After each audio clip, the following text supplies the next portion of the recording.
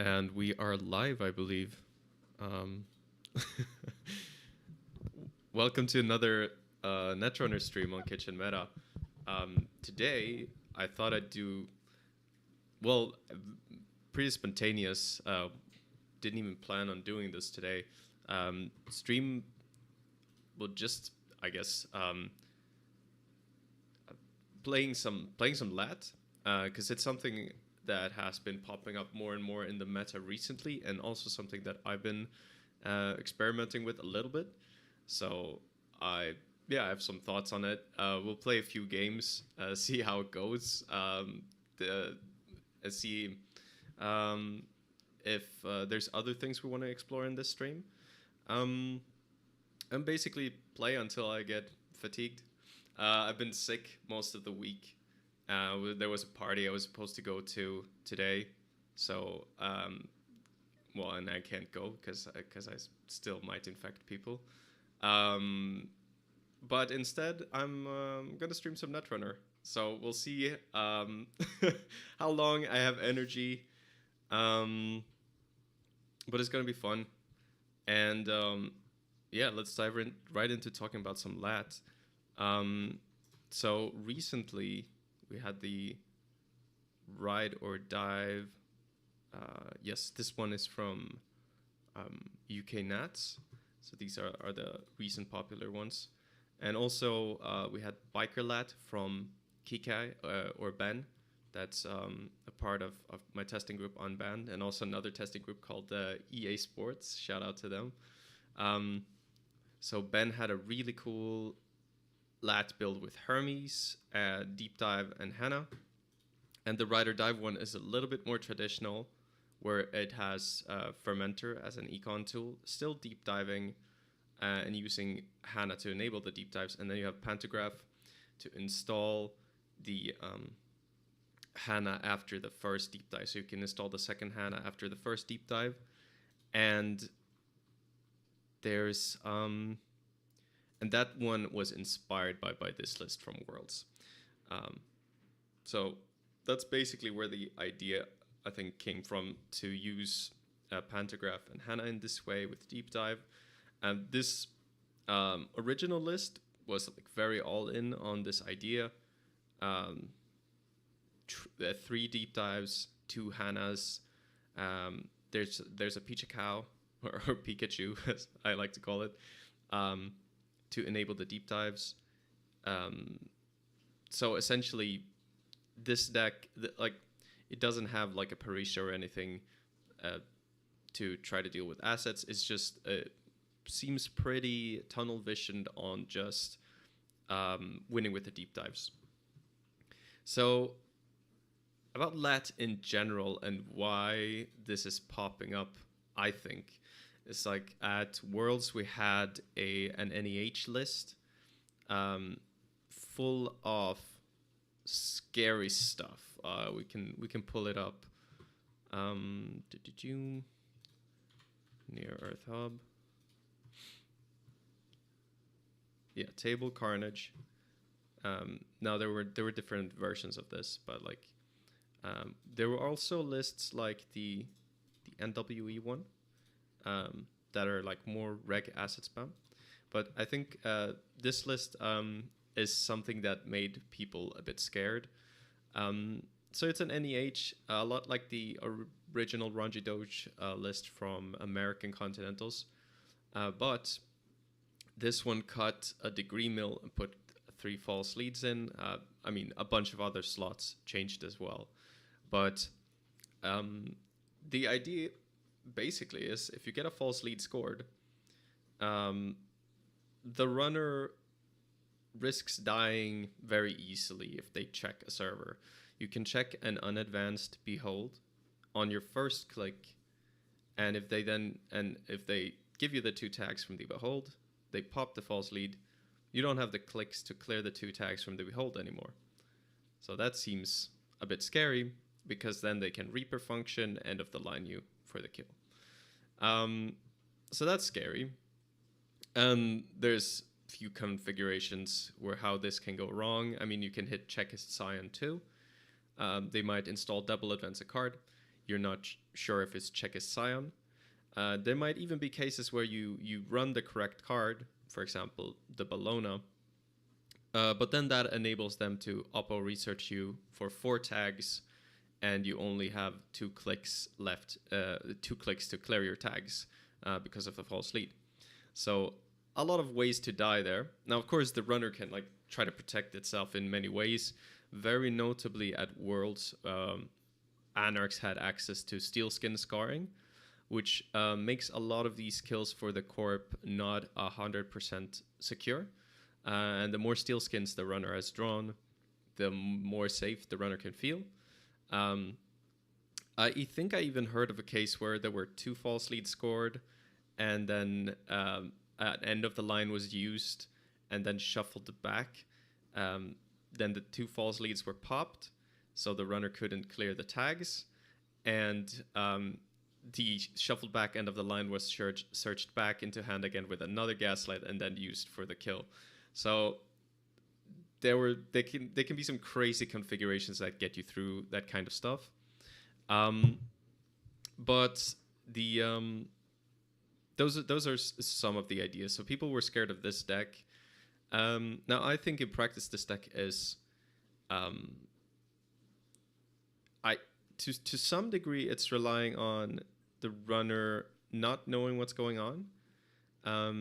It is hard to play this deck if you don't have access to your economy. Now, it's very light on cash. So if the runner can trash your cash, it's bad. Basically, the deck can fall to a lot of different tech, in my opinion.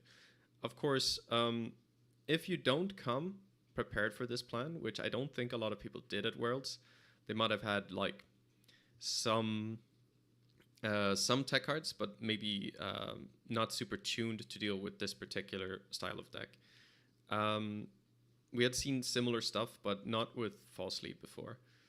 So yeah, there were people like, for example, bringing no free lunch, but few people that I saw were on Hannah and stuff like that. Anyway, so this was one of the scary lists to deal with. And then there was, yeah, so this was a concern. This one. And there was another asset deck that was doing well, except against me, notably. But yeah, that was, let me just check the sound is fine. And there was, okay, yeah. Yes. And yeah, so there were these 2 asset decks that were doing okay. Then there was also the R plus that Pinsel brought, and one of these decks was a kill deck. The others just value assets or tempo assets. Then there was the deck that I brought, actually, the Restoring Humanity.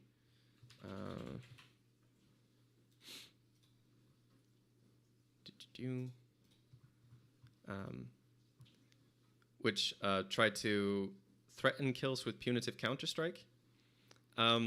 So you have different kinds of kill decks, some asset stuff, and then you have all the rushy decks.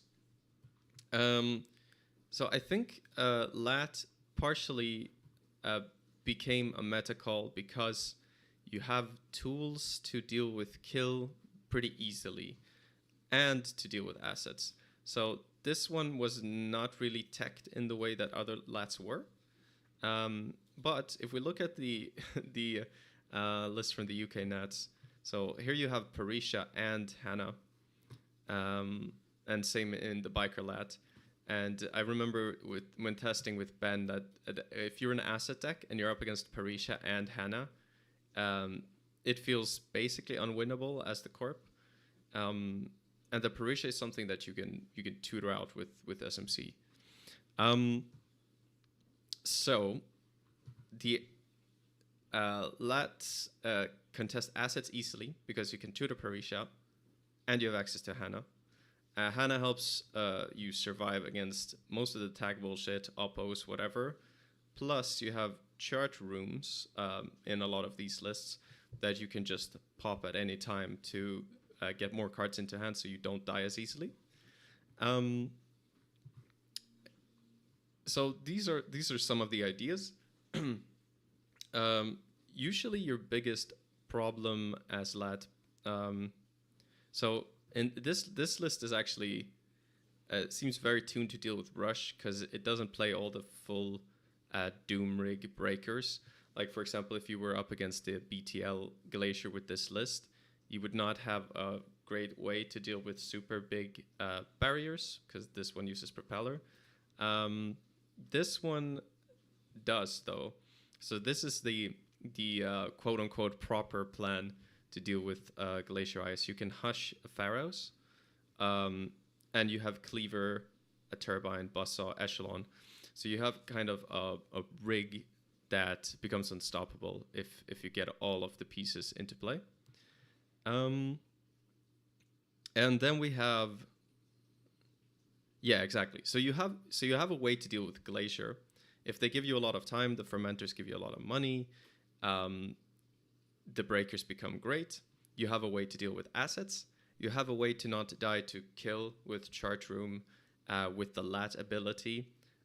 In some lat lists, you can play Anicam too. That's sort of a debate, and that's something I'm doing in my list. So you have ways to not die. You have ways to deal with glacier and tags in this kind of list. Okay, seems great. And then the Hanas help you do deep dives. I think the main concern is if you're in a slower matchup, do you actually have the setup speed to deal with decks like a rushy Ob or a rushy PD? And what I actually am not totally sure about that answer. The hope is that you will they will be under defending centrals, and so you will have the ability to deep dive them in a not too and it's not going to be too difficult to pull that off and win the game that way. But I think that's something that's up for debate, and I think that's a big reason why Ben was tuning his list to have a bit of a leaner breaker suite that seems to deal better with rushy decks, and Hermes, which slows down rush decks, because you don't really want to score, have the ice on R&D bounced, and then a conduit is slammed down, and they run R&D a bunch of times. But that's the balance. So then he's sacrificing maybe the Glacier matchup a little bit that he wasn't expecting as much of in order to be better in the rush matchups. So you can do trade-offs like this, but then of course you're using the influence that you could have used on Fermenter for this too. So you lose a bit of the economy for the deck. All right. So that's a lot of talking, but that's sort of the theory for the lat. I found so my theory kind of right now. Oh wait, this is this is not actually the list I'm playing. I was fiddling around with the cards before, and this was yeah, I accidentally edited one of the lists to try to make a reboot lat, which is kind of a silly idea. But let's see what I'm missing. I'm missing some events for sure. Yeah, deep dive's supposed to be in here. So let's get 2 deep dives. And let's say I was debating whether this deck should have chart room, conduit or not. It was for a while. I guess let's do it with 1 chart room for now. Yeah, we can try that. Okay, so this one is playing Anicam, which allows you to survive 6 damage from kill decks. It will give you a lot of draw. You can trigger it consistently. It's not like Pantagraph where it only triggers every once in a while. Oh, my mic is cutting in and out. Let me... I tried to adjust it. I wonder if it's something... Yeah, I'm not sure what it is. Let me know if it's any better now. Otherwise, I'll try to figure it out. Maybe that's the issue I was having in I was commenting on SOS. Oh, it was okay. It's just you, because in SOS, I was having some mic issues where I was cutting out, um, and the yeah, I think I was just cutting out because I was uh, um, I was what was I gonna say? I was cutting out because I think just because I was far away, so the connection was bad or something. Um, but anyway, yeah, Ben, if you have any thoughts on this, then please fill in the gaps. But like these are all a lot of a lot of collected thoughts on lat, um, and I'm still kind of working on it, trying to find some kind of middle ground reg lat build.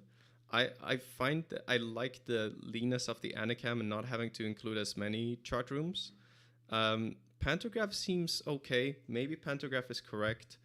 It's just that it's so much easier to trigger Anicam than to trigger the Pantagraph. So it seems like very random when you get to use the Pantagraph. Yeah, so I'm not totally sure there. And also, one chart room might seem wrong because they can like malleate, but in my head, I'm like, well, then they actually have to make sure that they somehow get. I'm thinking that the chart room is there more for the RH matchup as a way to not die after stealing 6 points. That might really help that matchup, or as a way to just like after they res a spin doctor to deny the lat draw to still get the draw. But you don't have to play this card. This could be like a third jailbreak. It could be a second telework. It could be the conduit.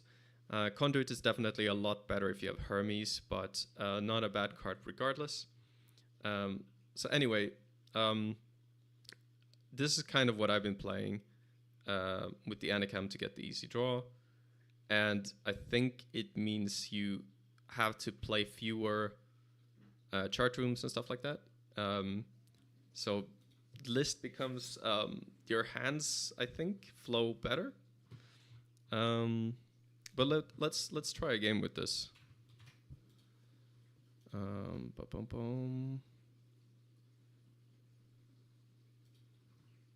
So we call it not just any lat.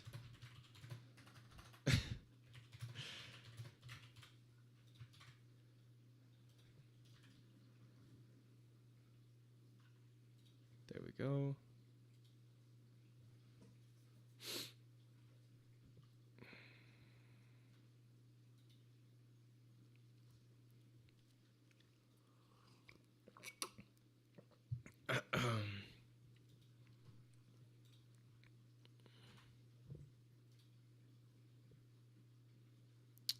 We're doing runner.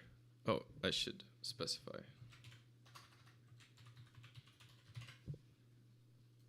That I'm streaming. Ben says, post UK Nats, we talked about cutting cleaver for propeller and playing a third wheels. Holy shit. But that might just be because UK Nats was dominated by R+. Yeah, I mean,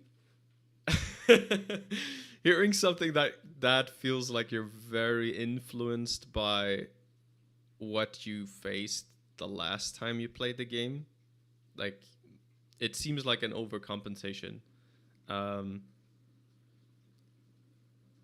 Because I'm wondering, like, that matchup, that it seems like that matchup is like you're already teched for it. So do you need to tech even harder? I know you said it was tricky and that you have to not make any mistakes. But I guess I feel like, if that matchup is the problem, wouldn't it be better to just add like a second Parisha or something like that? I'm not sure, because double Hana, yeah, spending more influence on it seems bad. And also, to me, it seems like if you say that it's a good matchup, but you can't make mistakes, then I would just be trying to not make any mistakes. If that makes sense. even if it's hard. Yeah, I think that would be my approach, because yeah, I've talked about it before on the channel, but the general philosophy of like, if if you can solve a problem by just piloting better, then you try to solve it that way. If it's just like, nah, you can't beat it, then you try to solve it with deck building. Okay, Ultraviolet is our opponent. Let's go. Ben says, this is the meme in UK Slack that every LAT player from the UK Nets cuts says that LAT is favored, but at the same time, every LAT player lost every R plus matchup in the cup. Yeah, that's funny. Yes. And this is a good opener. So PD is supposedly our worst matchup.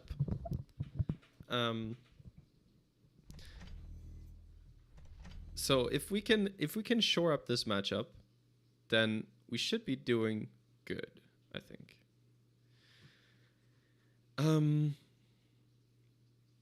Right, so if we want to get a lat trigger here,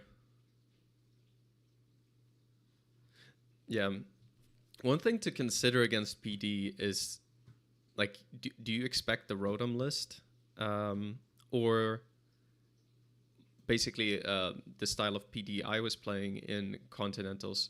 Because if you expect the Rotom list, then you're not really scared of face checking anything here. But if it's my list, face checking a Gatekeeper and then them drawing into YDL is bad.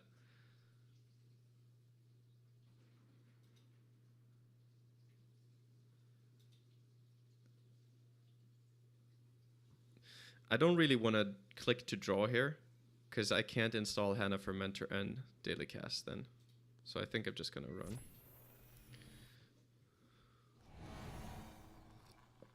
Okay, it looks like the Rotom list. I don't play border control. There's no room for that influence in the list. So I think that's a fair read. 1, 2, credit, and get the lat draw. Yeah, this is definitely the Rotom list. I'm not playing Regolith either. I find you don't have time for it. But I might be wrong, because Rotom did pretty well with this list, let's be real.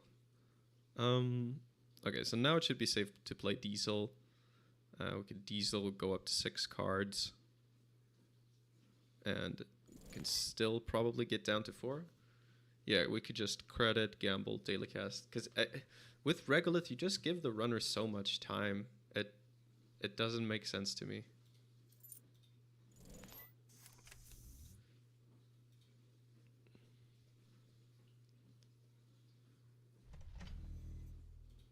Yeah, so you can install here.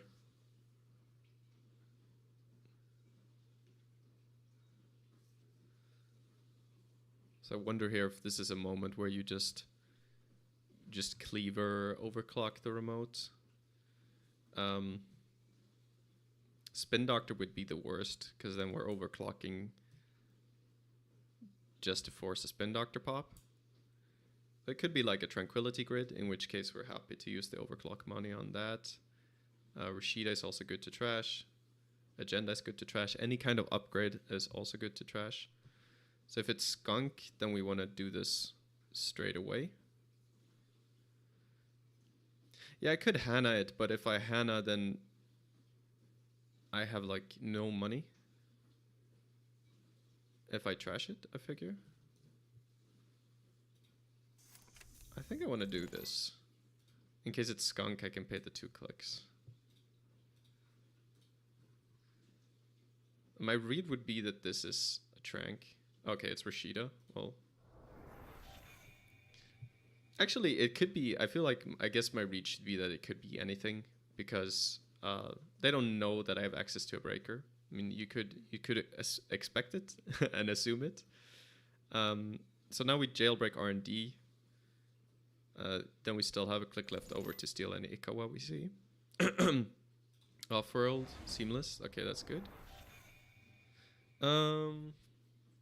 So if we draw here, we get a free draw fermenter means we get another virus counter on the fermenter. I think the free draw is still better. Yeah.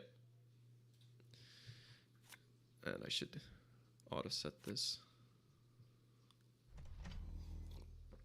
So I think I do like the jailbreaks in this Anicam list because it helps us. We have a little threat early against these kind of corps.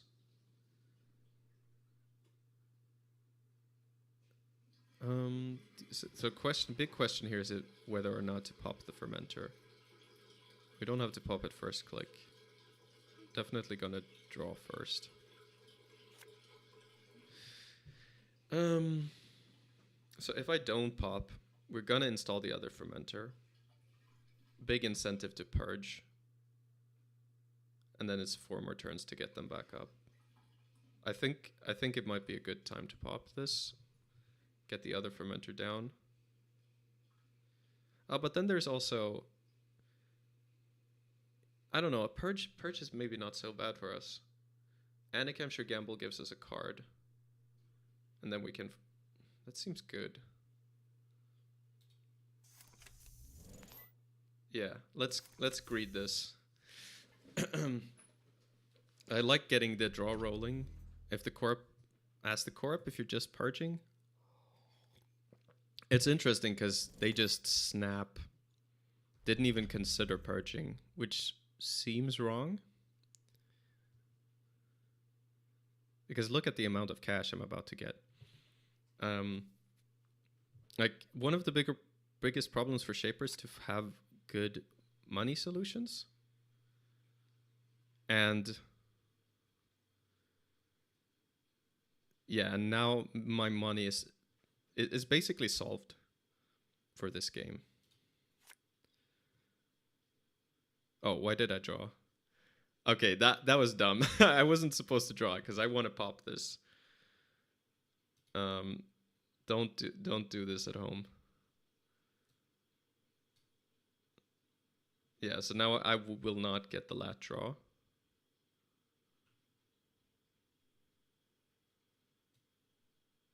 Okay. Just install the SMC.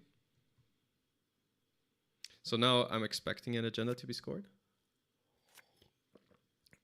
Oh, but it wasn't.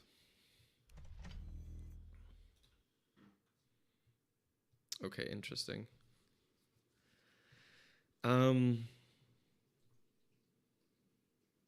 So here I guess I could poke the remote. I could even hush the border control.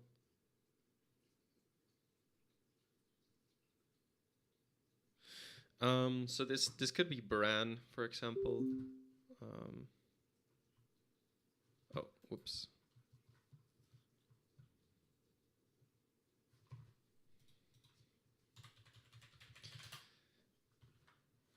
Okay. Hannah.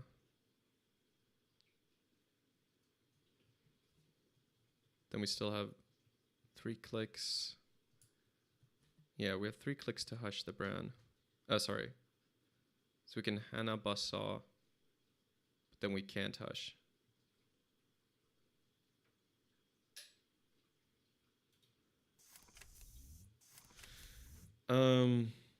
So I guess if it's Bran, we just get the turbine.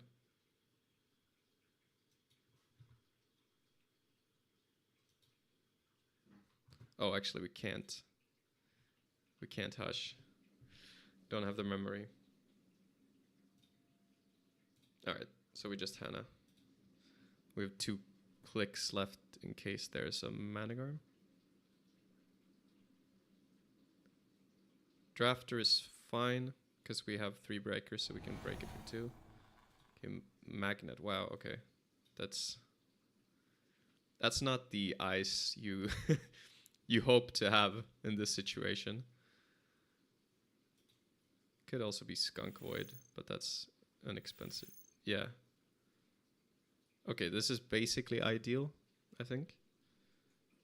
We get rid of Skunk, but we only have to pay 2 clicks. Yeah, seems fine. So this remote is not taxing at all. And essentially the corp needs to add another ice here, I think. Or you can do this and just just have 3 upgrades on it.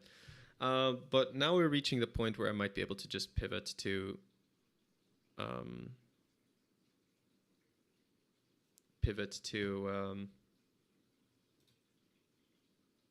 deep diving.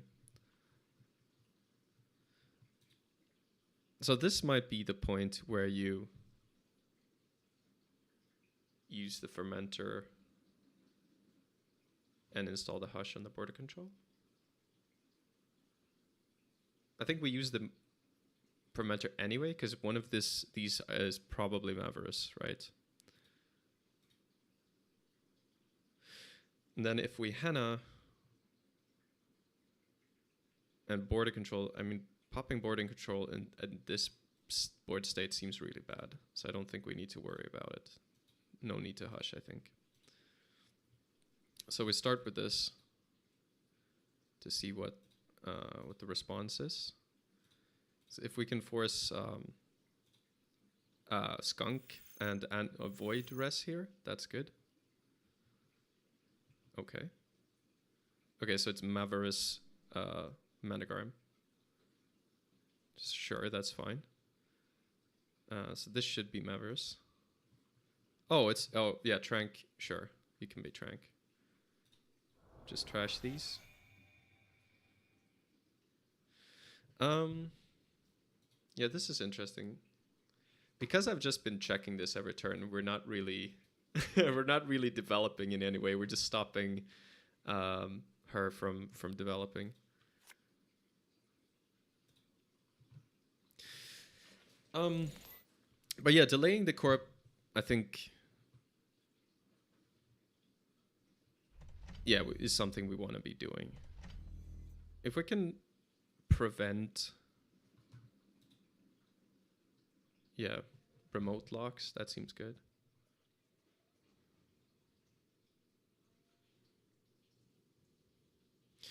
Do we check this turn again?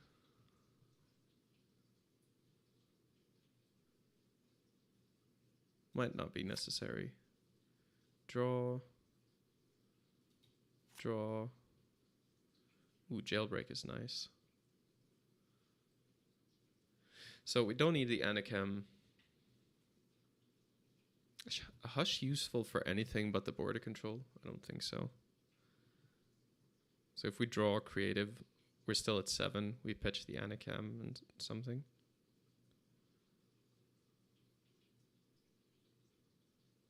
Hush. Yeah.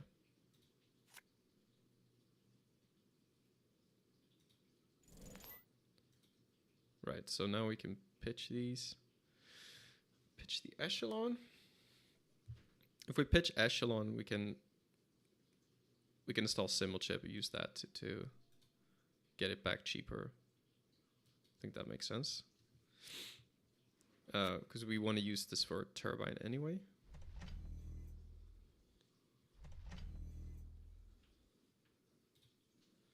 All right, so we got more of a commitment on the remote. Yeah, so question here is, I guess maybe this is a good time to poke the remote again. So we could Simulchip, hush the border control, overclock. That seems fine.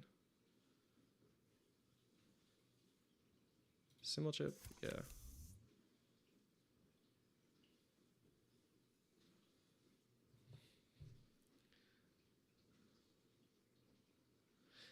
Although, I guess if I hush... No, I still have memory for everything, I guess. Hush, and then there's 3 breakers and a turbine. Okay, yeah.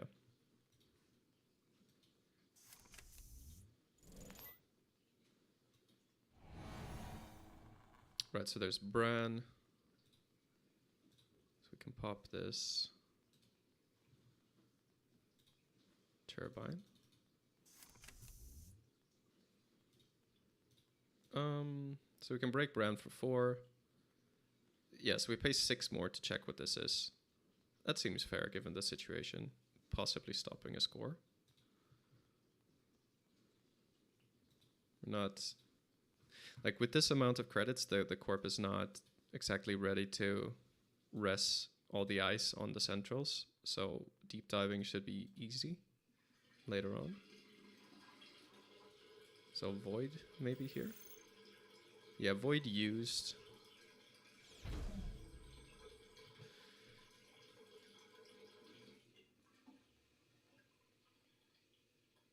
And we drew overclock. That's interesting because we could actually get in almost for free again.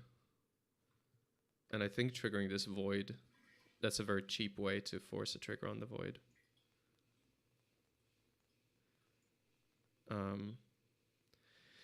I mean, I guess it could be Ikawa. That's the worst case.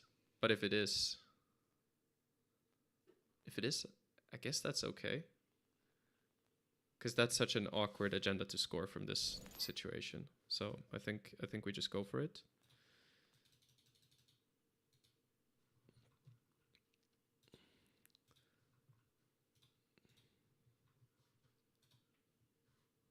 And break the border control.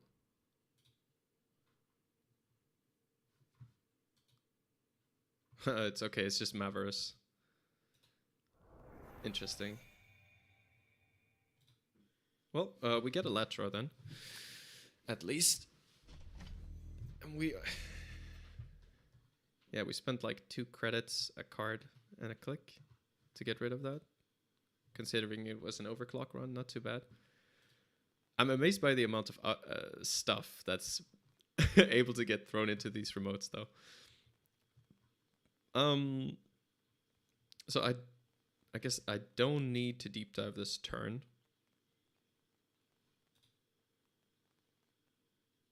Yeah. Maybe I should.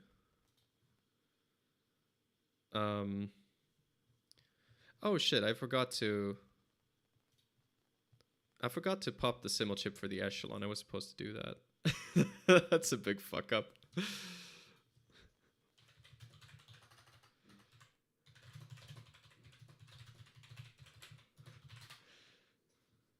All right, let's...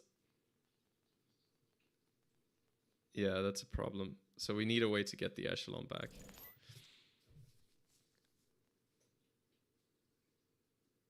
I mean, okay, we have a way to get it back, I guess, because we can trash the hush.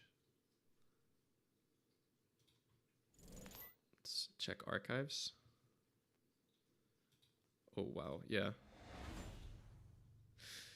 A lot of agendas here. That really indicates that HQ is filled with agendas. So I think the correct thing is to just jailbreak HQ. Yeah.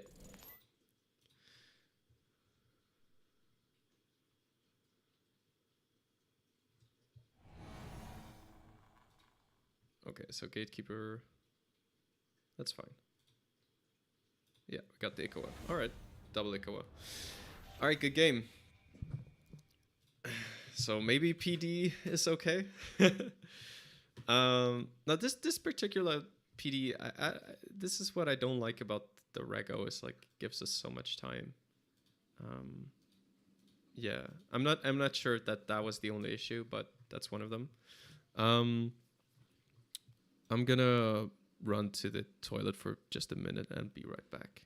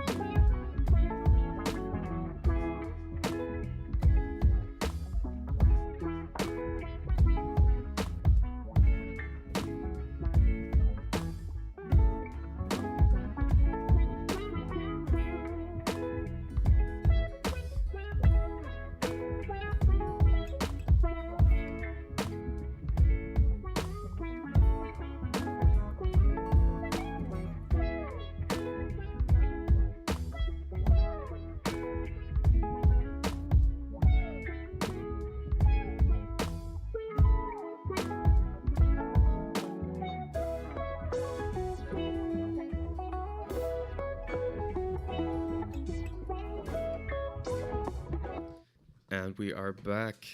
Let's do some more lat shenanigans. And I might try some more meme lat lists as well.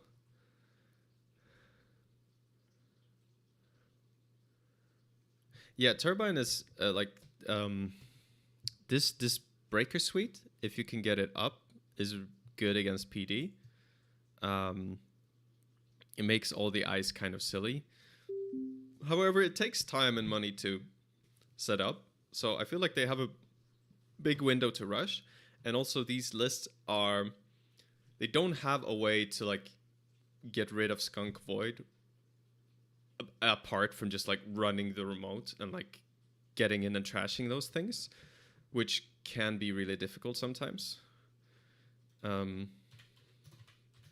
So if you don't get to that stage, if they get that lock, your win con can no longer be to get into the remote, and then you have to win off the centrals. Okay, so we're up against R+, and nowadays I guess that means I should be worried about assets. So Parisha is good, and Sure Gamble is good. The others, not so much, but maybe that's fine, considering that these are really good. Yeah, let's say that that's fine.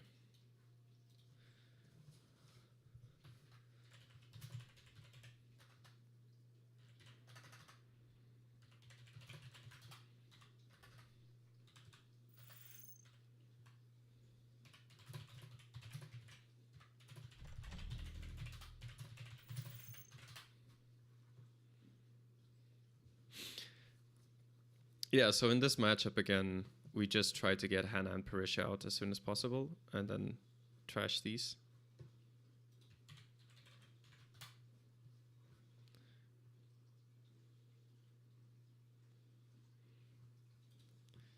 Now we have both Ben and Kikai in chat.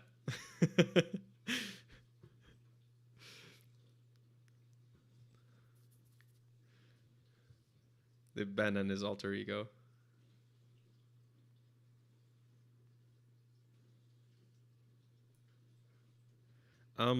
Yeah, so the main way the R pluses can punish us for interacting with their stuff is Oppo research. I think we just have to take that's the case. Those are pretty punishing, but there's only 3 in the deck. If we can bear those, I think we're doing well. Because Parisha gives us 2 drip a turn.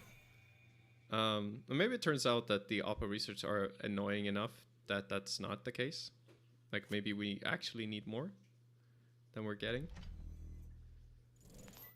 They essentially pay a card and a click to make us lose 2 clicks and 4 credits.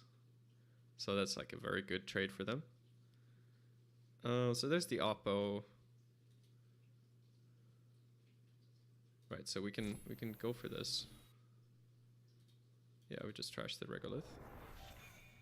So we can draw, and then we'll get the lat draw.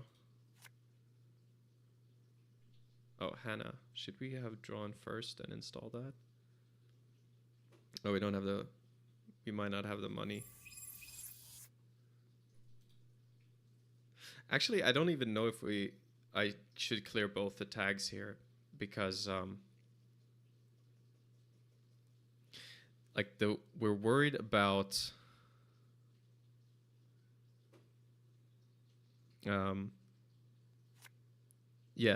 typically these lists, they play South Growth and Shipment from Vlad, so like you're not really worried about anything right now. Like they South Growth the Parisha. Shipment from Vlad would be bad. Okay, this is annoying.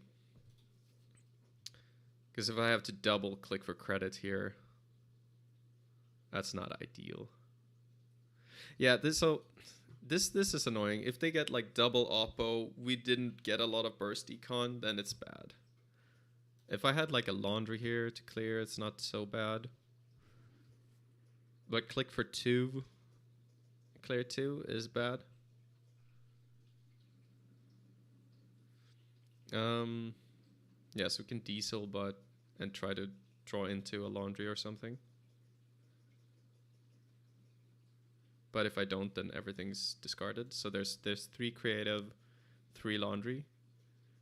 Should be pretty likely that we see one of them. Like 6 out of these 37.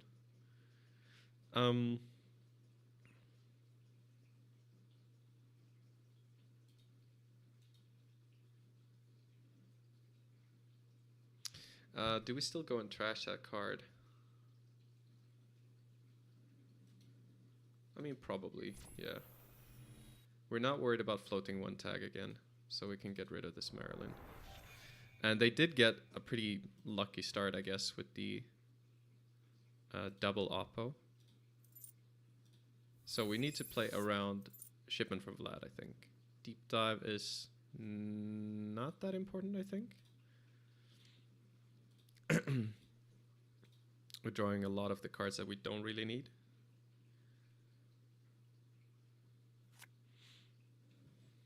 Yeah, as Ben says, shipment from Vlad and self-group program is the event tag punishment.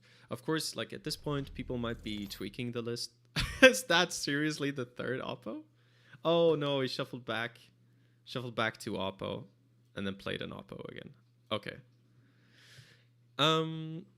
I mean, I guess if there is shipment from Vlad now, we can't clear the tags anyway. So credit clear tag. Nothing was installed this turn. Credit clear tag. Credit is a line. Sure. I mean, shipment from Vlad isn't that bad right now. So credit.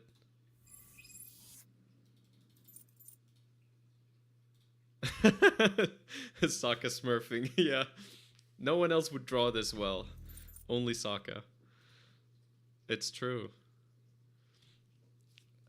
At this point, I'm really tempted to diesel. But I don't think it's correct yet.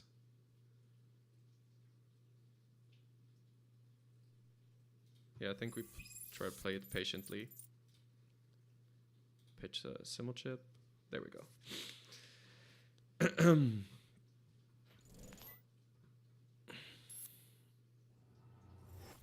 Okay, so an Ares was scored.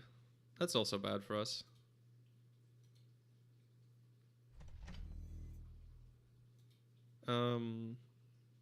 Although we do have deep dive as a finisher if the games are really slow. So this is the problem I feel with the R+. Now it might still be going pretty well for them.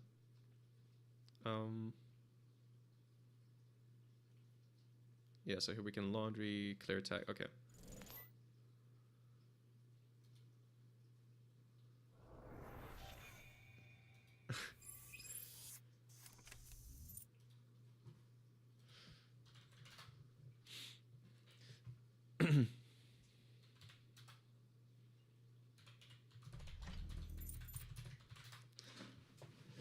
Yeah, Ares is like the worst agenda to have to get scored on us here. Let me shut this window so I don't freeze to death.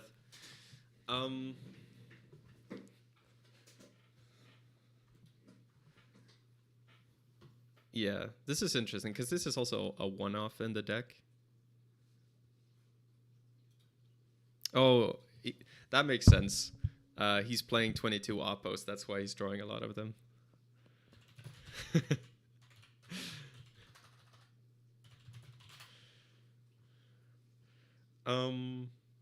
Wait, so if I diesel here, I go to 8. Yeah, I don't think we're hoping for lat draw this turn.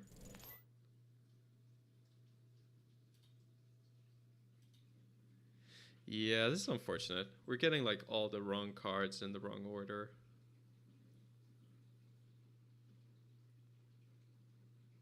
And Fermenter is good. We would have liked to see it earlier. Actually, we can still get lat draw here. So Fermenter, Hana, Simulchip, and get the lat draw. But I guess, yeah, as lat, you feel pretty poor if you spend a lot of your money trashing assets. I could see why Ben and the others would want maybe some extra tech here, despite the fact that this should allegedly be a favorite matchup. Like a second Parisha would help in theory, but like this was, I feel like, yeah, I guess I was just lacking the econ. But like, if you do go and trash stuff, that means that the oppos can be used.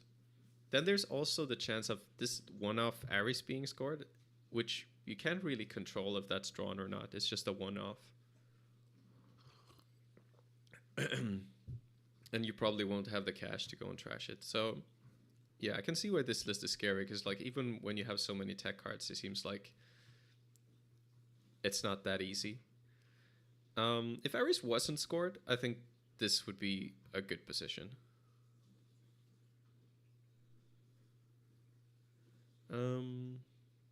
Let's see.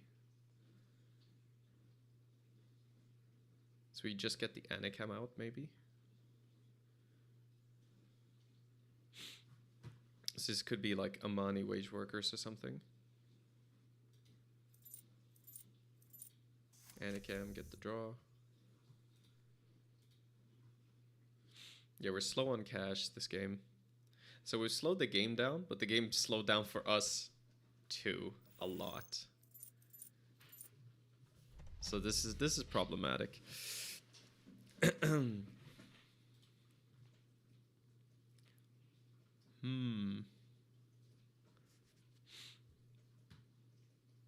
Now there's a question here if we go and take this tag. So we can take a tag, run somewhere with Hana, maybe trash it to stop these crypto crashes. Yeah, I can check with Hana.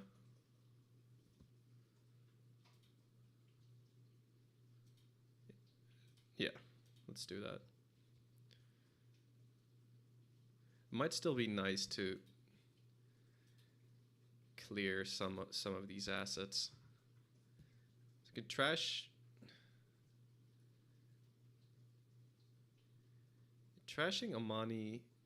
Yeah, actually, this is not really what I wanted to be doing. So I can trash Amani, I guess.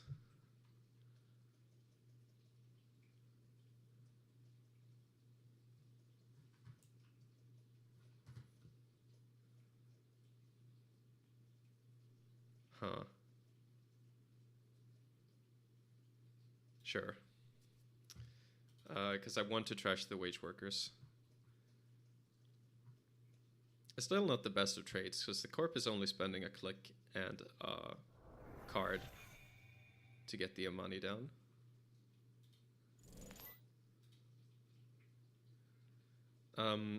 But one big thing is like the crypto crashes.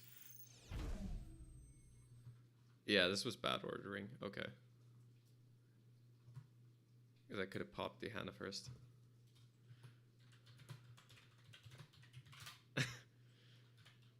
So don't do that. In that situation, I was going to pop the Hana anyway. So I should have popped the Hana, then overclocked the wage workers. So because I did the wrong order, yeah, I'm just going to...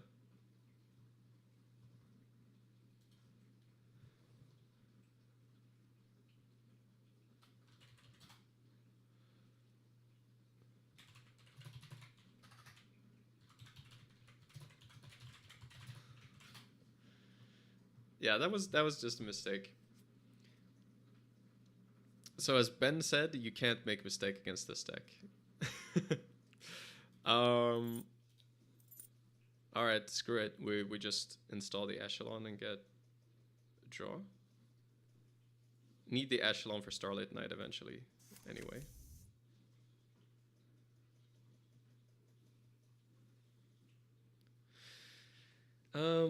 Yeah, so that's not ideal because if you trigger Ares on a turn, you want to be trashing more than just one asset. But yeah, to trash the Amani, I essentially spent a click and 2 credits, and then I take the tag, and he gains 2 credits. So it's a really bad trade for me. But if I also get to overclock the wage workers, it's a little different. If there's no wage workers, then you have to advance the crypto crashes before scoring them.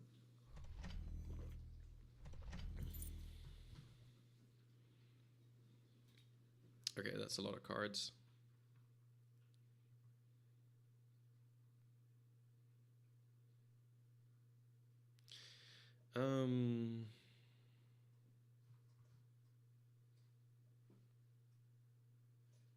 Yeah, curious what this stuff is. I can check with Hannah safely, that's true, just to get information. This might be a good time to nuke. I still haven't drawn any creative commissions. Might have to pop the fermenter this turn.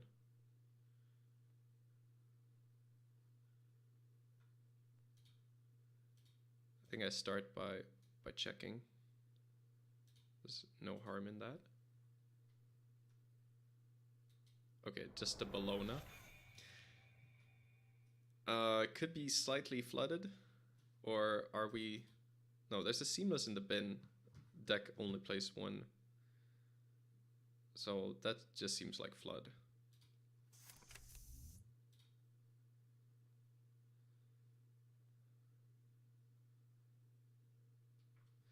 So, do we believe that this is Crypto Crash and Amani? I don't think so. So we can install the telework. Hush might be kind of useful. We click the telework. What are we pitching? Jailbreak, I guess? There's still pressure to purge here, but you don't really want to purge. I guess the logic is if I steal the Bologna, I can get oppoed for a bunch of tags.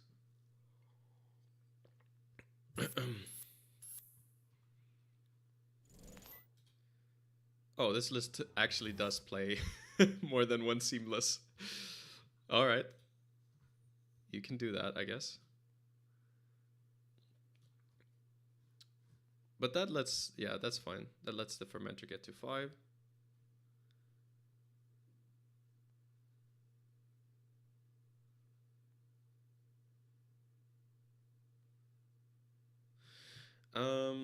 Yeah, there's a line to just hush this ice and run there. Starlit Night would still be bad, but it means ping wouldn't give us a tag. Funhouse would be fine. Normally, the Normalist doesn't play Funhouse. And what's that one? The Virtual Service Agent would be fine.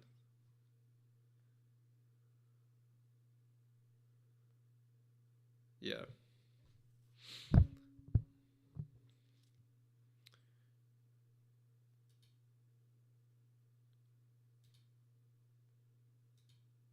Yeah, so we can pop. Install Hush. Run here.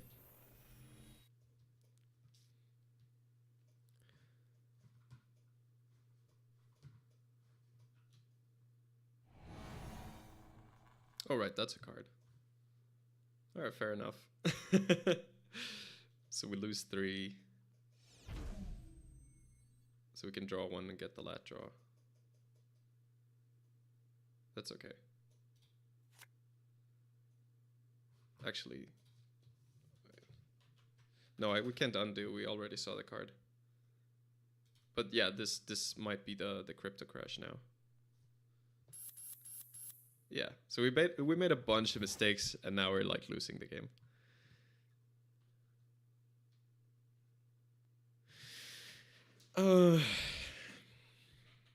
All right. And the problem is the mistakes, they don't just get your opponent a bit further on the scoreboard. They also keep you from scoring because you lose money.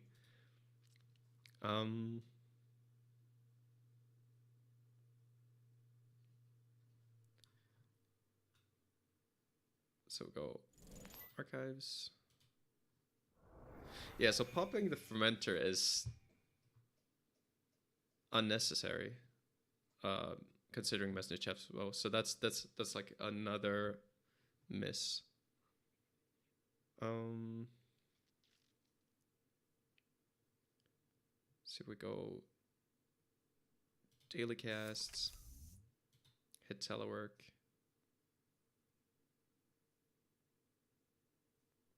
The one bright thing is he's very low on money. Actually, this is another miss, but maybe I just hit the Nuka. Because overdrawing is maybe not so bad.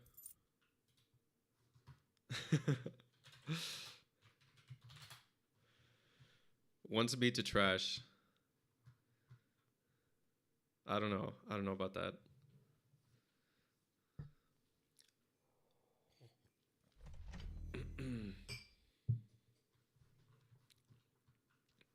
Yeah, this makes me want to like replay this matchup, but when I'm more focused. Maybe on the next try will be better. Because I like forget certain cards exist.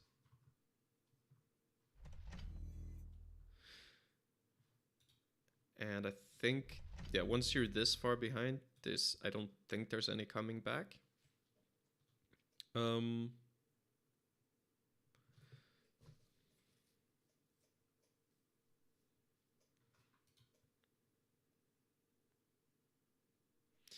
Yeah, maybe the reason why we only saw one Maryland so far is the extra seamless.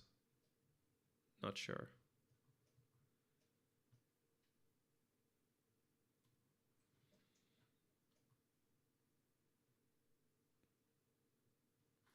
You could just, I guess you could just cut the Anoretic Void and play the seamlesses, extra seamlesses.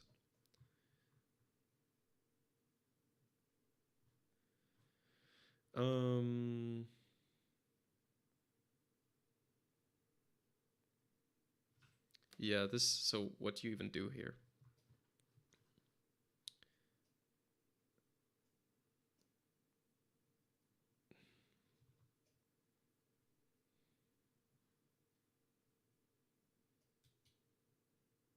Yeah, I agree. Cutting Maryland for seamless seems weird. Yeah.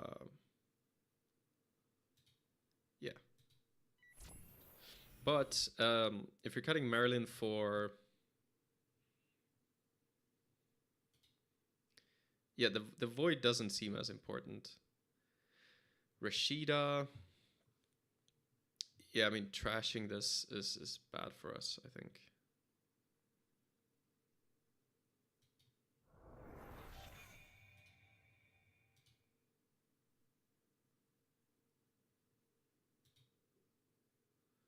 Regolith. Sure.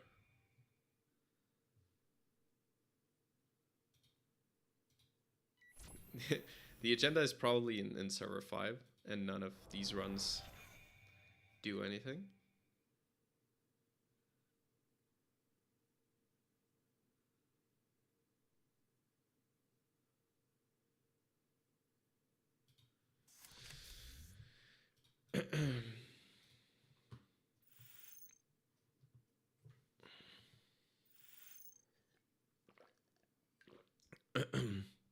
If we hit this matchup again, I'll try to like do less commenting and more thinking. But yeah, this is such a bad position.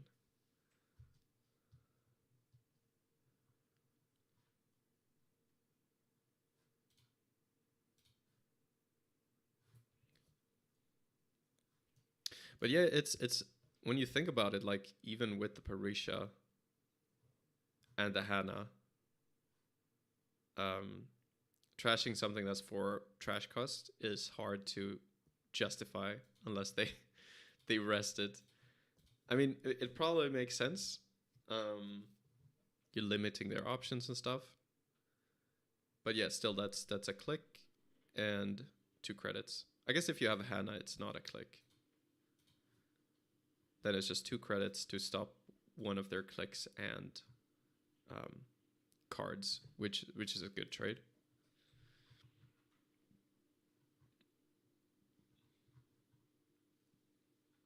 But if Ares is in the picture, it's totally different. And then there's the added added problem with getting oppoed.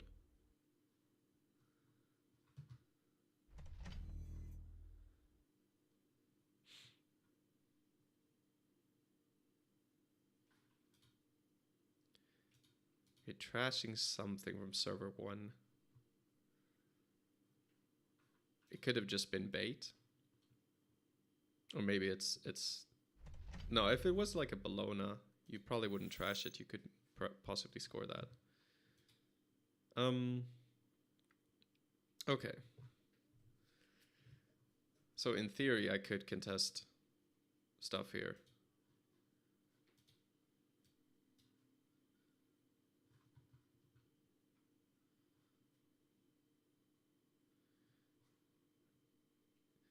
Ben says, I found even with the tech, you still have to make perfect reads. Yeah, that might be the case. And if that is the case, then I don't think, then it shouldn't be a favorite matchup, right? Because reads are kind of subjective.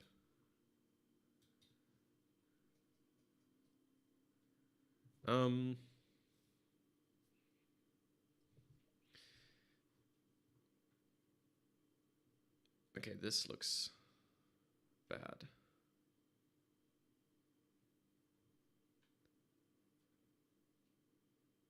So we check server 9.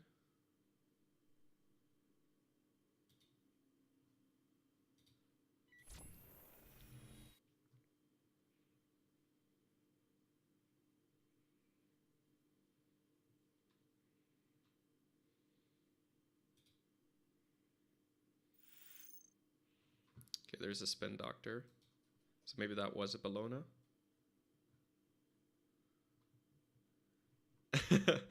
Well, Ben says it's favorite as long as you don't make a mistake. But like, how do you define mistake? Is not reading every situation correctly a mistake? Because reads can be subjective, I feel. Or like, do you feel like there's like a correct read always? That you can, like, if you followed the correct read, then you would also make the correct play, so to speak. So I guess if we want to contest this, we need to get Cleaver. Oh my, Cleaver, Turbine. We don't have Buzzsaw. Yeah, if we need both Buzzsaw and Cleaver, I'm screwed anyway.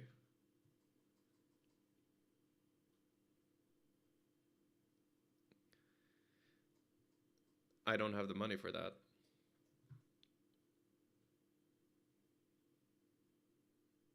So, do we just pray that... Because we can't get in, right? Buzzsaw is 4. And if we... Yeah, it's just too much money to trigger and install all of that stuff. Alright, so let's not even try. Let's just use Nuka. Yeah, we can hit this.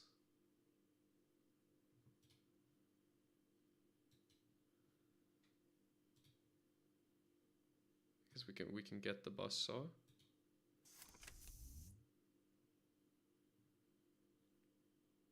Fermenter, hit telework. Hannah, SMC, something like that. Ben says, maybe it's better to say that Lat is as favored as any runner can be against this R+ list apart from Loop. Well, that's a very different statement, but yeah, maybe. But oh, that was well played. I think I made a lot of mistakes. So, not sure. Yeah, I don't think that speaks to how this matchup goes in general. But if it turns out to be a really bad matchup, you could think about. Yeah, the early oppos were super good. You can think about adding more Parishas maybe. Ben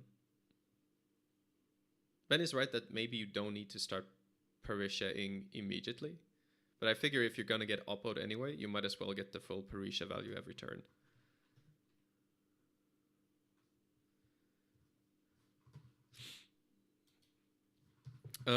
So that was well played by him, poor play by me. So let's try again.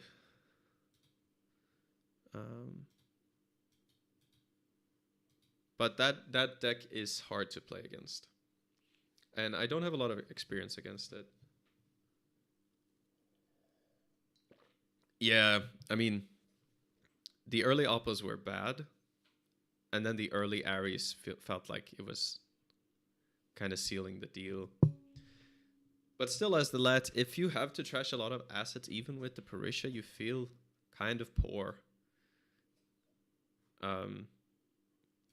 Which is why I was thinking maybe you even have a second Parisha. But then you do run into memory issues and stuff. Because you need to, I mean, eventually you need to actually have icebreakers too. Which is part of what that R+ deck exploits. Like, makes you waste time on the assets, the tags, and then all of a sudden there's ice that you can't really get through, even though it's very thin ice. Yeah, so the matchup might not be as good as I expected it to be. Oh, we got Matushak. It's another unbanned member.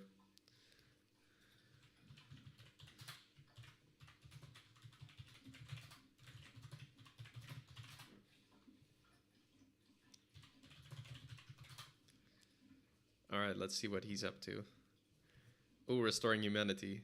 The chart room might come in clutch then.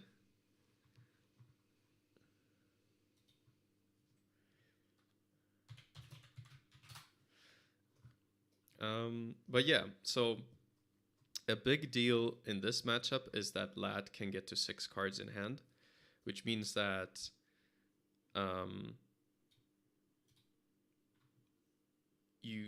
it's hard to die to. No, actually, I was thinking it was a big deal, but no, actually we discussed this before. Well, it depends. You can, like, for example, hit a Fuji, then go up to 5 cards and get a lat draw if they're on 5. But if you hit a Bacterial, they will manipulate the amount of cards in their hand so that you don't get the lat draw. So the lat draw doesn't help as much as you might think it does. And yeah, I'm not about to, like, face check ice. We're just happy that he's not triggering the ID right now. So we're just gonna... Ooh. Fermenter commission, I think. Yeah. You want to get the daily cast down, but playing this commission now makes it so much smoother to play our cards next turn. So it makes sense that this is Rashida. Hello, Ba. I'm doing okay apart from being sick. I was supposed to go to a party. Can't go. How are you doing? And also, let me get some water. Oh, shit. Let me get water.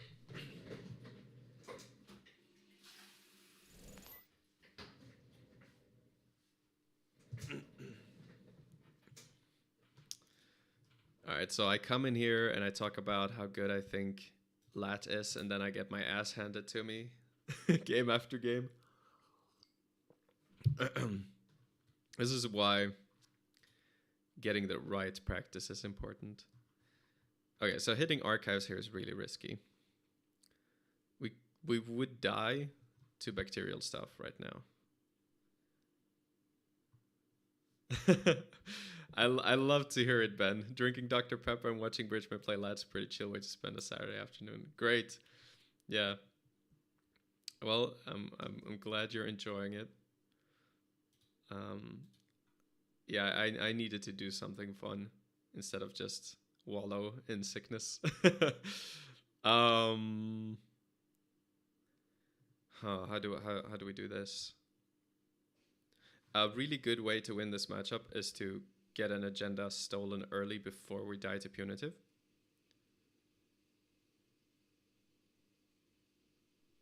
But that's hard to do. It's still unlikely that he has 2 punitives in hand.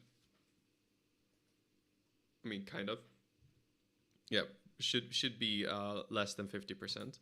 So if we hit an agenda, not that I did the math or anything, but there's 3 in the deck, and he has only drawn a third of the deck. So hitting an agenda is still good here. So jailbreak would be nice to have.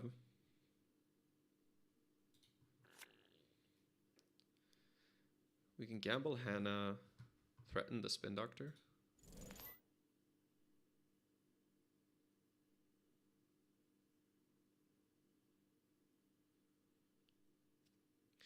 But we want to get this daily cast down. All right.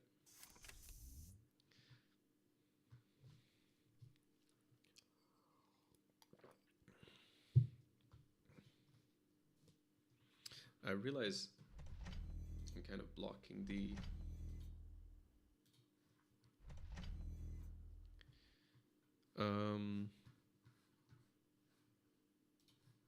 I'm blocking the cards in OBS. Let me see if I can move myself.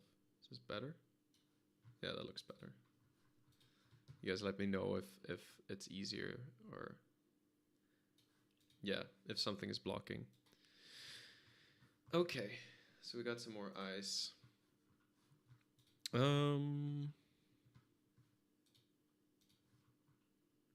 Right, so we want to get down to 3, ideally. But this might not be the turn to do that. This might be a turn where we just install and hit Nuka with no regard for what we need to discard.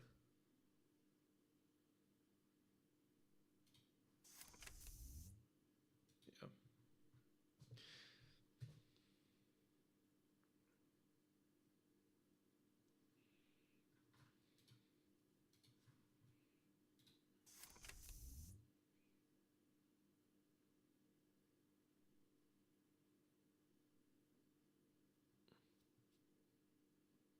Yeah, I'm still too afraid to check if this is a 3-pointer in archives.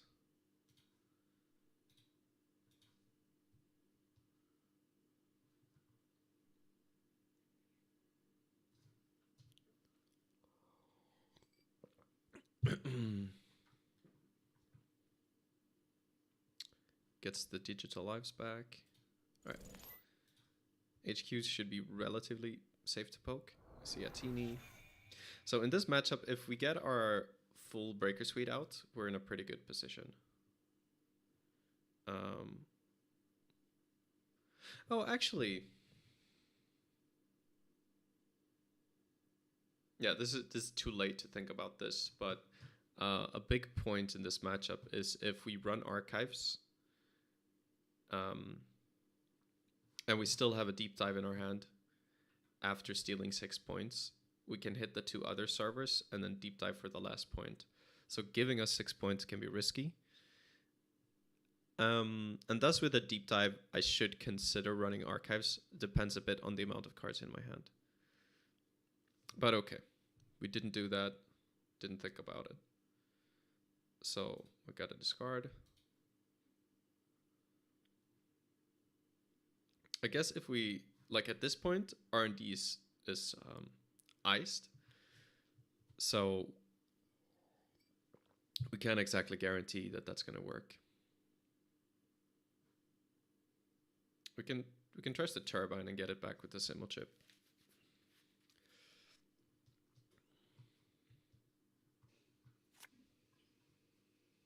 Yeah, it looks like this is not the Regenesis turn. This might be, though.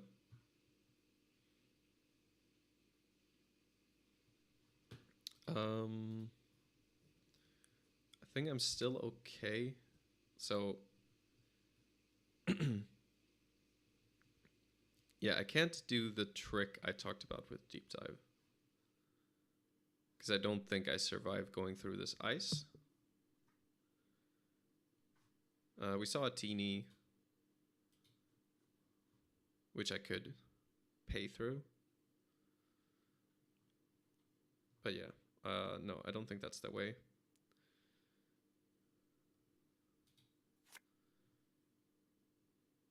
Alright, so SMC. I think we can pop one SMC to make room for the other one.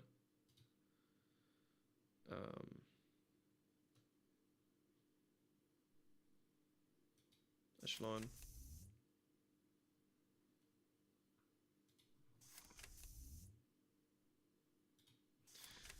And yeah, the other one can get Buzzsaw. Not afraid of face checking Tatubolo. Although if we go for the deep dive plan, we have to be careful. Because we need to be mindful of the fact that Tatubola can end the run and stop us from deep diving, and then we still die to the punitives. If it's the same list I played, it's only 2 Tatubola though. Still something to be concerned about. Okay, so on this board, there's no Regenesis threatened. We know that for sure. And this might be the time to pop this Fermenter. So I think good time to click the Nuka. We go to 7. We can play 2 cards, pop the Fermenter, and get the lat draw. So that seems very valuable. Okay. Only one card we can really comfortably play here.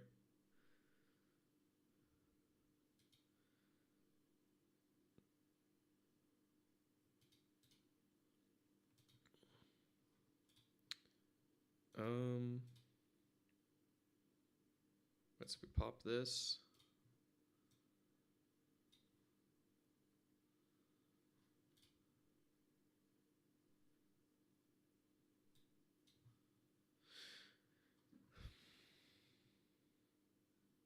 I mean, I could like overclock the remote or something. I can get the turbine, the buzzsaw, but the echelon is not really good until I can get it to 5 strength. Anansi is a problem.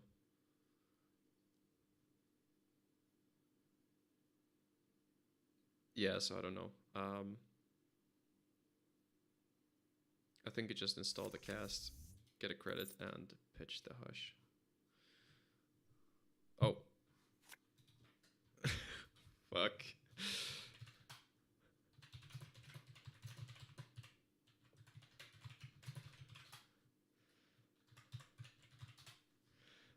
Yeah, I was supposed to get the turbine.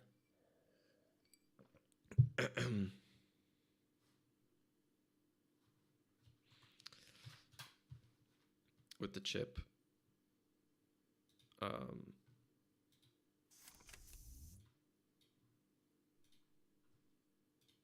Yeah, there we go. So easy to forget, especially when talking to stream chat. That's a lot of money he has. Okay. So, right. We don't have a full rig.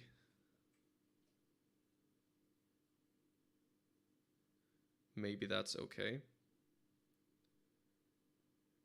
We can overclock and check for Tatubola.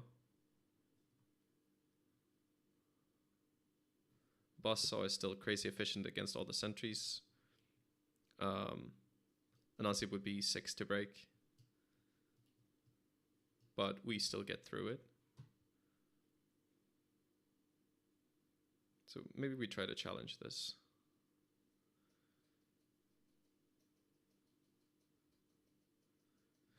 Yeah, because if we can force void, that's good. One thing to be considered could still be boss list with the snares, but I'm just gonna assume that there isn't. Which could be bad. I don't see. Right, that's not what we wanted, but okay.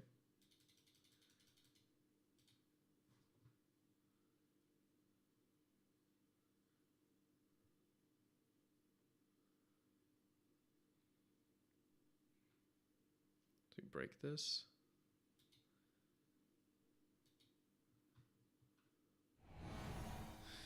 Tatubola. So we can get through it.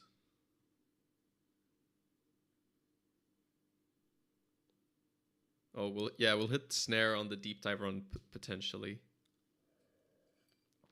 Kika says probably at the top of R&D. Yeah, I mean, could happen. Wait, so if we get Cleaver here, we can get into... No, we're not sure we can get into the remote actually, because the Tatubola can swap for a code gate. It seems safest just to bounce here. Yeah, this is not great. This matchup is definitely a lot easier with the chart rooms, but I think I missed a window there early to maybe deep dive, like check archives and threaten the deep dive afterwards.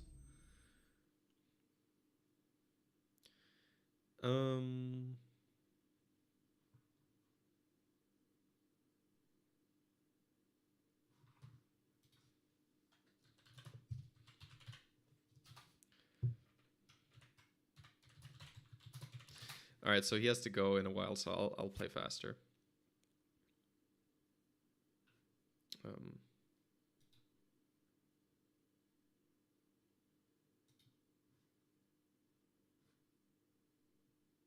Allegedly.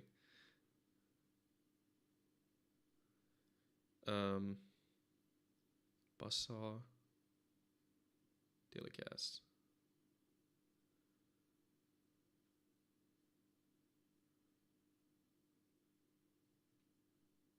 Yeah, I don't think I have room for ferment right now.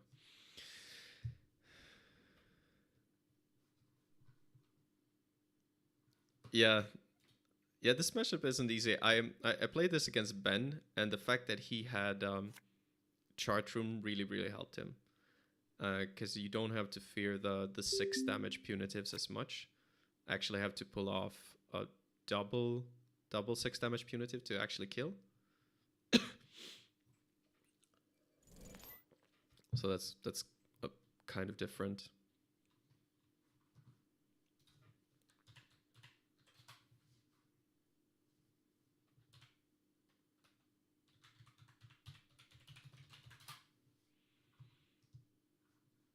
This one is with simulation reset. That's a new thing.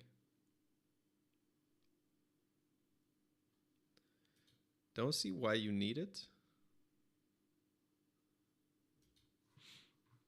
But it is a way to get cards into archives easily.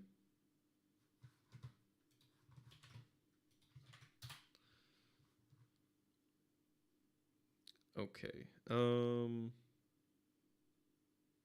So I was really expecting a Regenesis to hit us last turn. I think now we can threaten deep dive.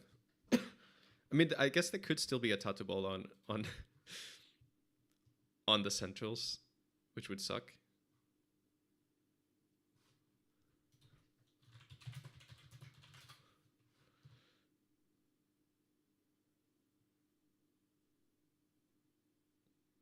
So do we even laundry here? Because if we hit a Fuji, there's a lower chance to lose our deep dive. I think we just go. Just check archives. We can pop Hannah. Yeah, so now we get Buzzsaw. So this one is only 2 to break. And now we get to see all of the agendas. Okay, one agenda so far.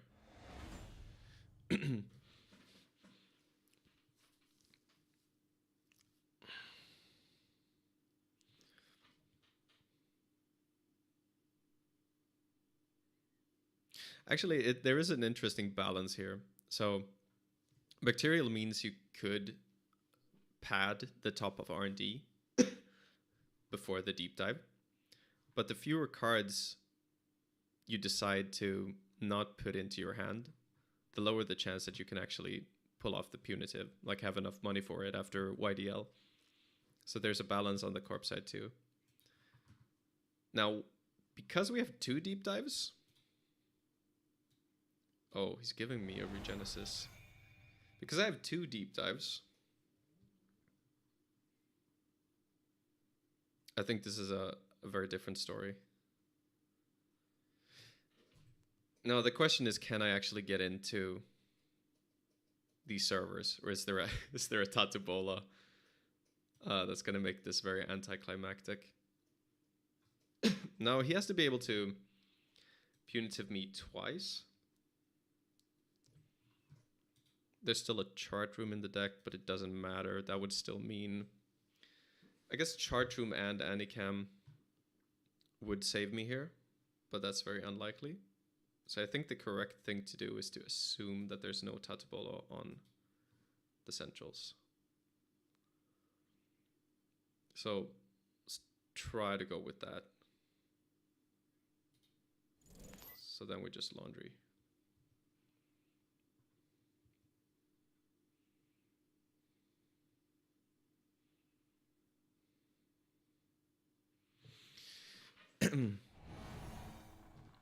Oh wow, even resing the Vampiranasa, because that's a big credit swing in my favor.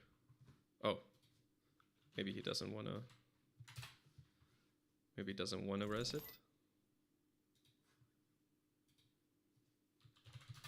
Oh yeah, this could be like snare on top, of course. Maybe I should have thought about that. Okay, we see Tatubola on top of R&D. Makes me more confident I can get into HQ as well.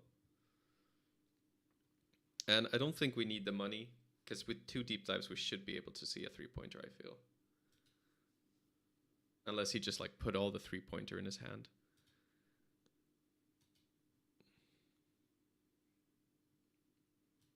Yeah, I'm just gonna run HQ normally, so that hitting a snare or a Fuji means there's a lower chance we lose deep dive. Alright, so that's punitive.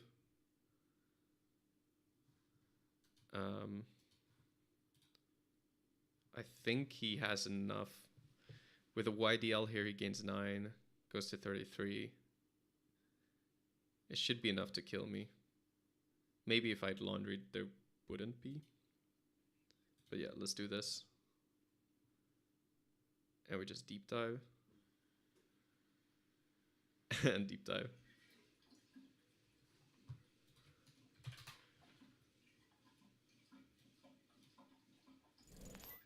There we go. Okay.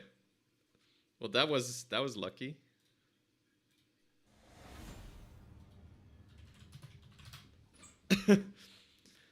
Hey there, Harald.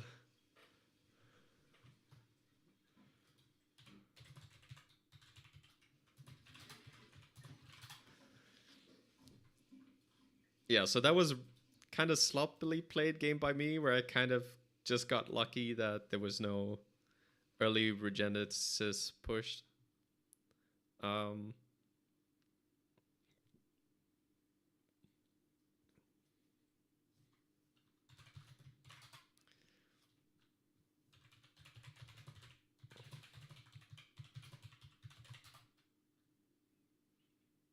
Oh, there's...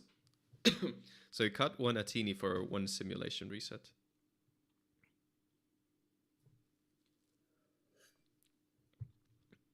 It's tricky because you might want to make changes, but changing the amount of ice is kind of tricky because you really want the ice to defend your centrals early.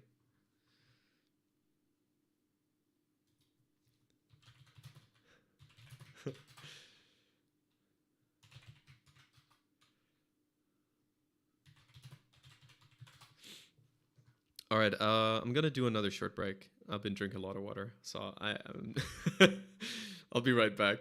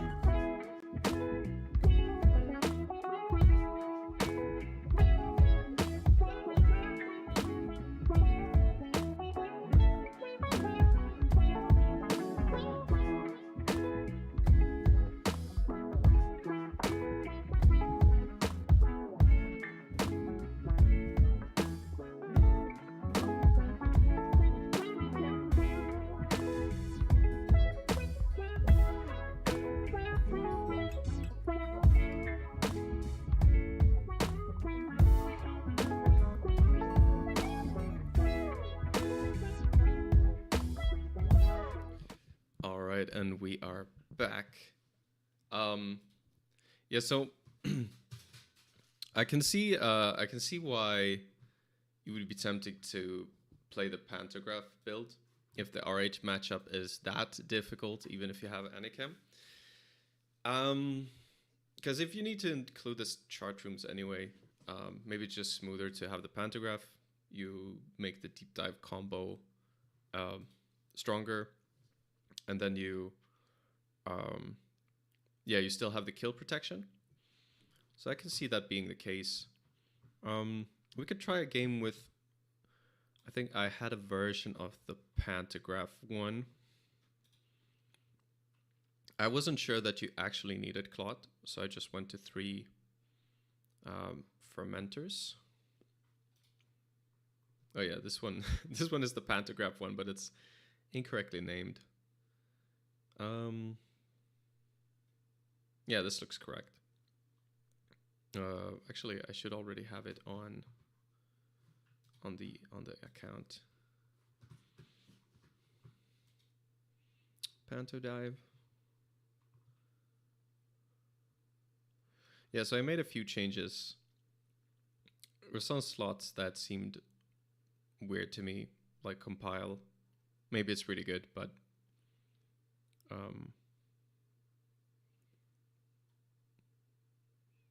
yeah, it seemed a bit clunky to me. Okay. Yeah, compile might be good, but we're trying without it. All right. Yeah, this list looks fine. So let's try that. And maybe try a game with just, or a few games with the R+.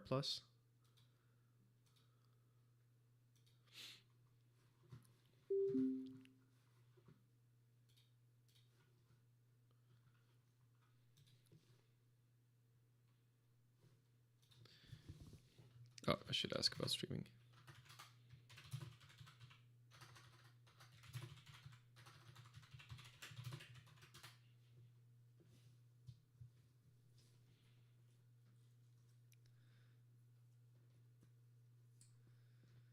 Compile is the 4th SMC. I never tested it, but EA Sports rate it. When you say this is like me not knowing English slang. If you rate it, does that mean that they rate it highly?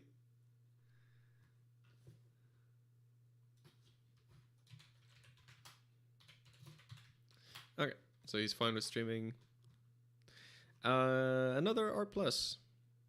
This hand looks good. Yeah, let's keep this hand. We got the drip. We probably won't be contesting anything turn 1. Although, I guess, actually, we could just, like, Fenris into Lu and start trashing stuff.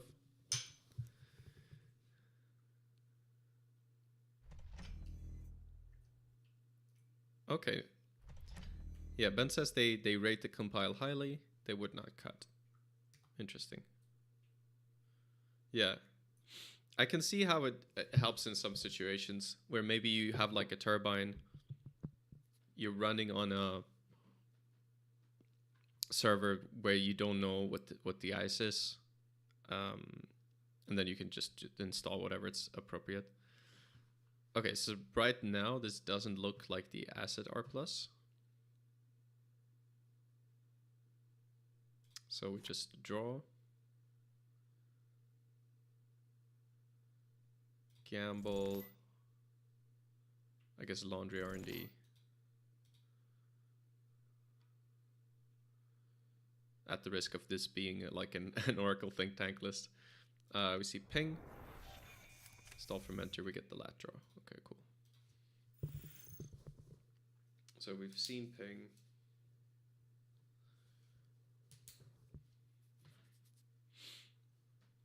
If you get Lu and Parisha, you have pretty, and Hannah, you have pretty good assets tech.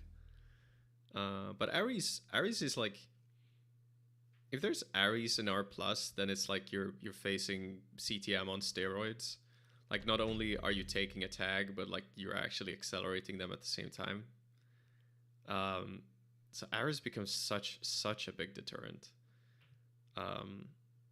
It's like you almost don't want to trash anything at that point. So then you want to like have the ability to pivot to not trashing at all. So I don't think I spent clicks checking these right now. I think it's again draw. And we don't have to play the commission this turn, I guess. So we could play around the crypto crash a little bit, so it doesn't get full value in case that's a crypto.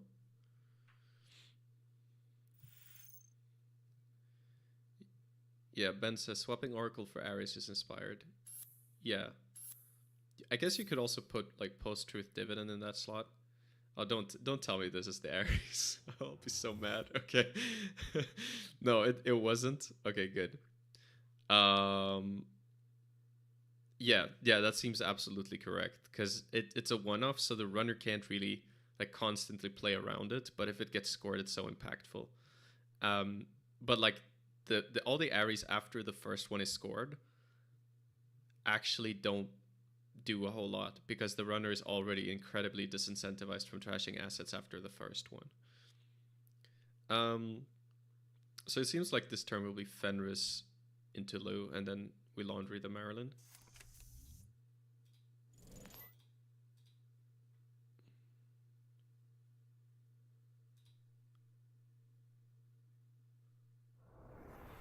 And then we can draw and clear a tag.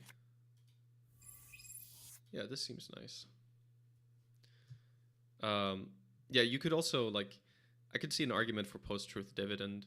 It's an easy way to just get that one pointer, and it's also a way to trigger a money Sinai. But I think, yeah, Ares is so impactful that the one-off really makes sense to me. But one thing we noticed when we were practicing for Continentals with the 3 Ares lists was that it makes your agenda suite actually quite awkward to score out in some situations. You can end up in situations where you absolutely have to score a Bellona, but you're not really able to. So it seems really clever to play just the one Ares. Okay.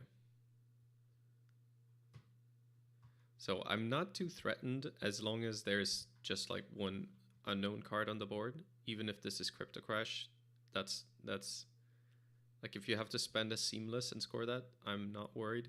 Ares would be annoying, of course, but it's not like I can contest this anyway. So I'm just going to draw. Go Fermenter, Daily Casts, Commission. We get the lat draw.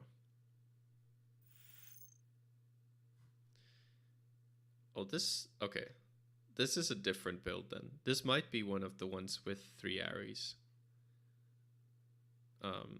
Resting the Lady Liberty into thinking really surprises me. Okay, yeah, that's quite strange. I was really expecting it to be used immediately to get an Ares. But if you use it and then think, that's so they're waiting for it to tick up.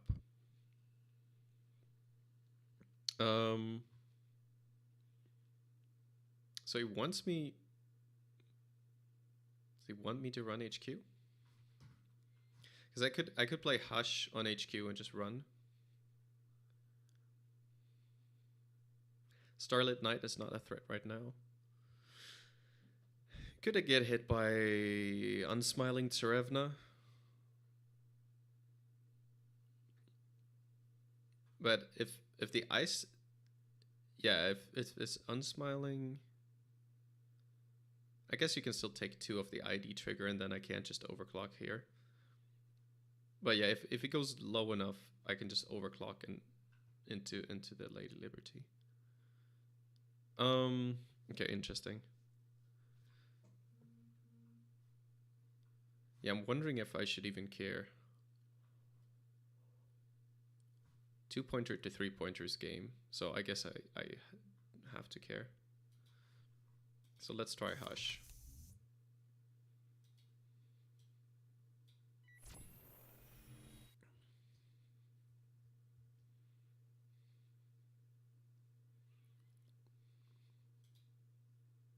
Okay.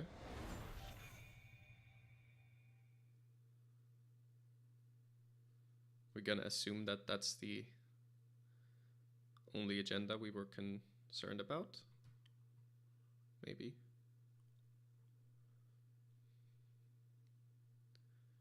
Yeah, could run again. I'm wondering what ice this is that you wouldn't res it. Even if it's ping, I assume you would res it. Just to not lose the Bologna. Huh. Okay.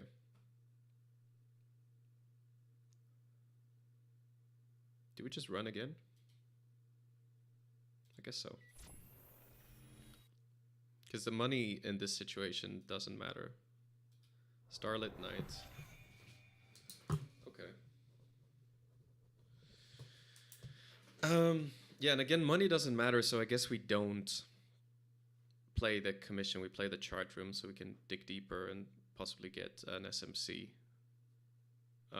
Could be a way to get rid of the Lady Liberty. If somehow his hand is a 2-pointer and a 3-pointer here, it shouldn't be. That's very unlikely, but it could be. So we could just be losing here.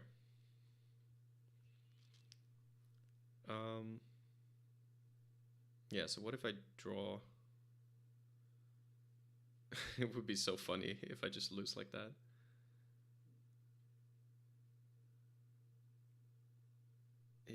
Yeah, exactly. Ben says you might not rest the ping depending on the remote. Yeah, that's the thing. But I was expecting like a ping on HQ and a ping on the remote, but you're right. Okay. If the corp is rushing this hard, so we pop the chart room. We can play the diesel.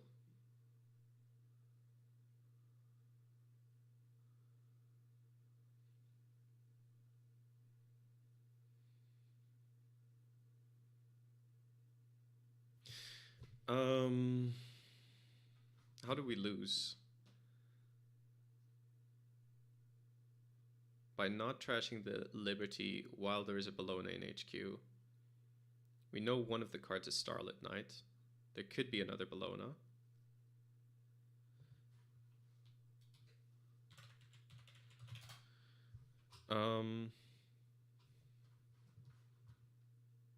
Right, so I can diesel SMC.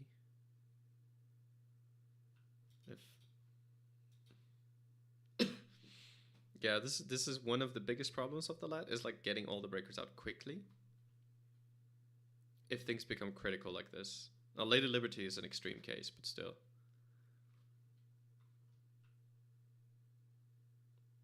Oh, I guess there's also...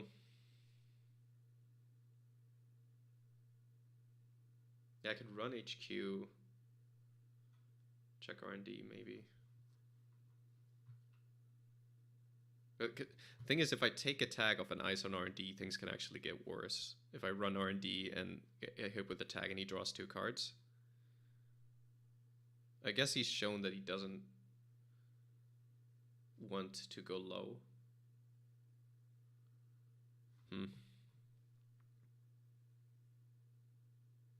Okay, we'll diesel. Okay, there's SMC.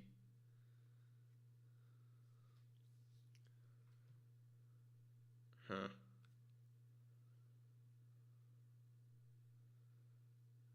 Yeah, I kind of just don't want to lose here.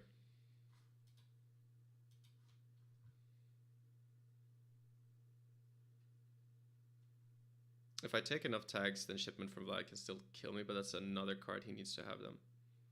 In that case. Yeah, so popping this SMC overclock seems fine. We just float all of the tags.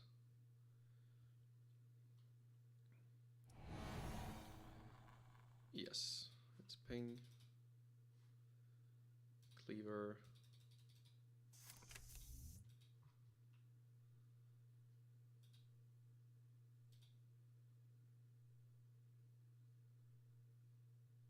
Okay.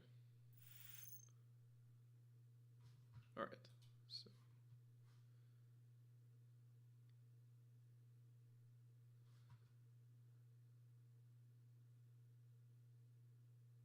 Guess we're gonna take some tags.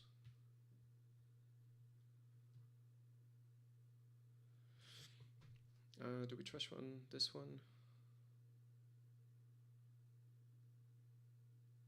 needs to pay one more.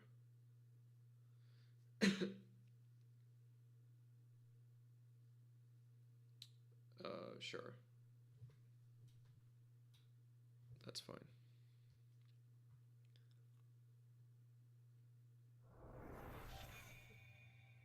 And then I have to pitch some stuff. I guess the turbine can be brought back. And commission. I'm not super concerned about money right now.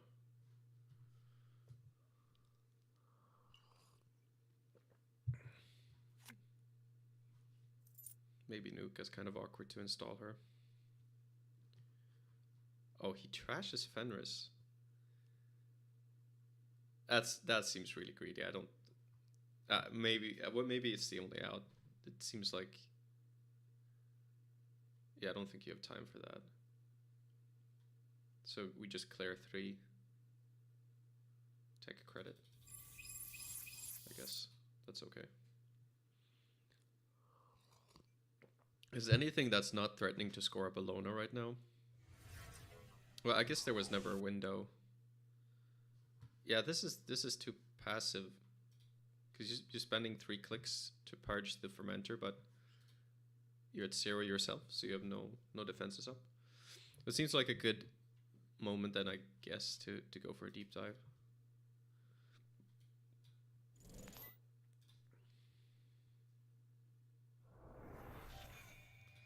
All the defenses are down. I mean, I don't have to. It's a sand build. HQ. Bladderwort. It's one of those. I can trash this and get the Latro. Yeah, I don't have to trash it later then, I guess.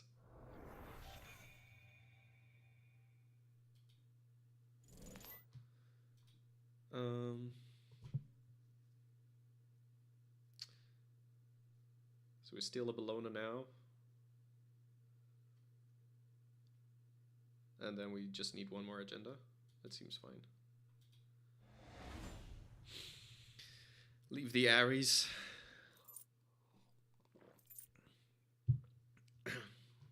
Get Oppo researched. Yeah.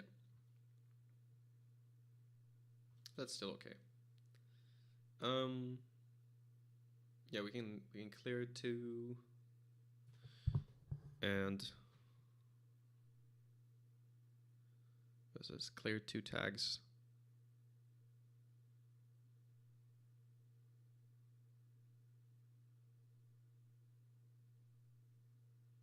Play gamble.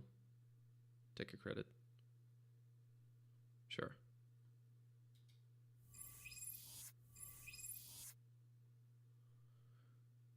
Or Nuka take a credit. Yeah. That's better, I guess.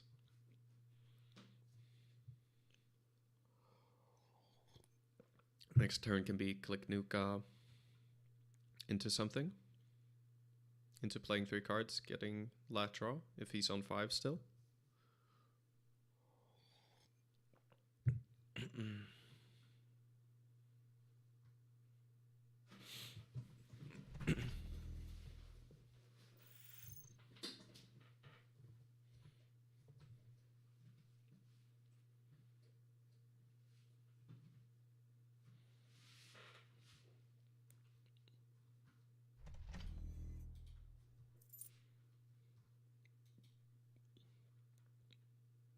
All right, so this could be Ares or something. I'm not super concerned about that. As long as we draw into our second deep dive, we should be fine. Him going down to 0 here is very risky. It's probably just the Sansan that we saw. Even going to 6.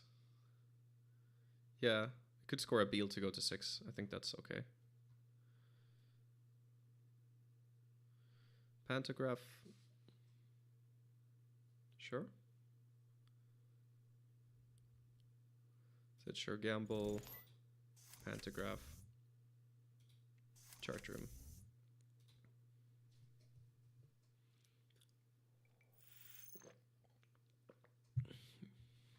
Yeah, it's just a Maryland. So we have a lot of time to draw the last deep dive. But right now the corp is not really moving at the pace to close this out.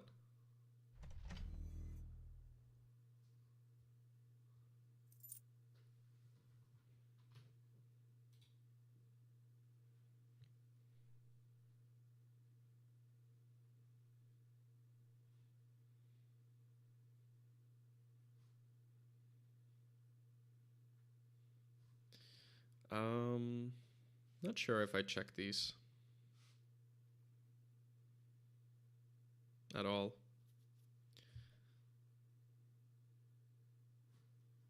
I don't think there's a real threat of scoring out.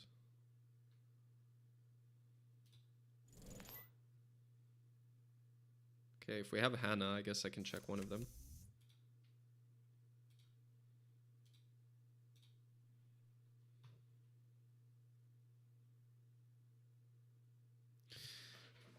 It's free. Oh, we have the deep dive now. Bladderwort. I guess we trash Bladderwort. Not to lose the deep dive. And we go gamble.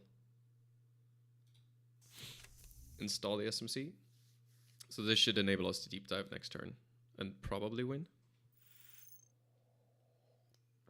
Unless we lose it to this other Bladderwort. But we lost the Simmel chip, so it's fine. Oh, he's purging.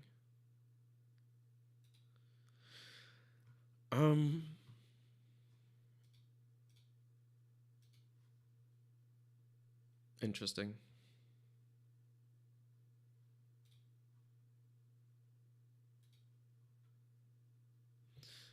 Do I go for the deep dive or do I just chill? That's the main question here. Okay, click this, go to 7 cards.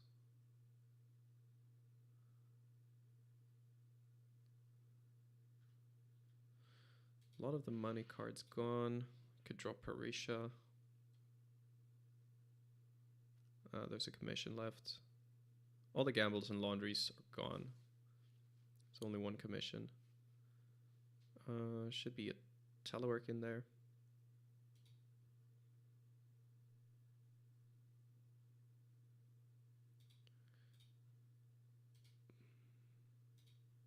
Right, I'll click this.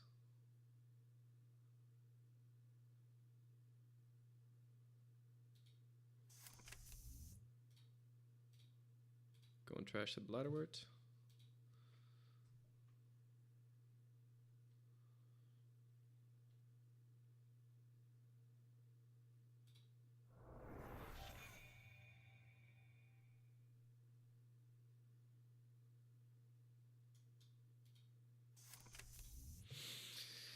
There's the Parisha. Wrong order.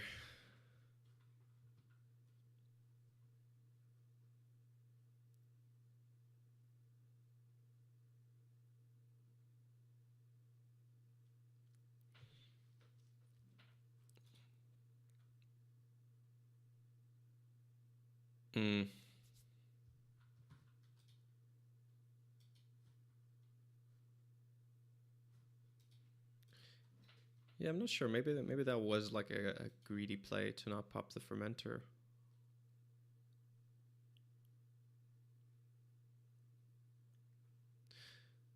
Popping it at 4 is fine. Means it's always easy to deep dive afterwards. I think I still have time though.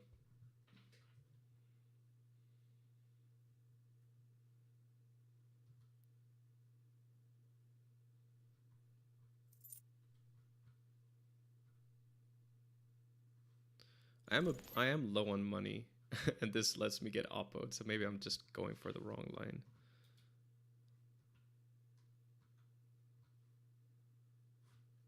Giving me 4 tags. Okay, so I could deep dive here.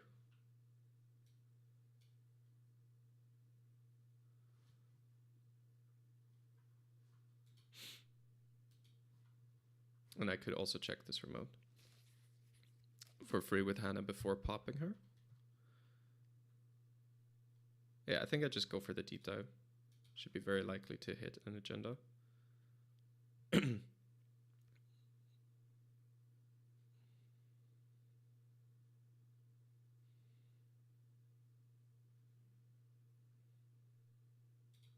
All right, let's try this.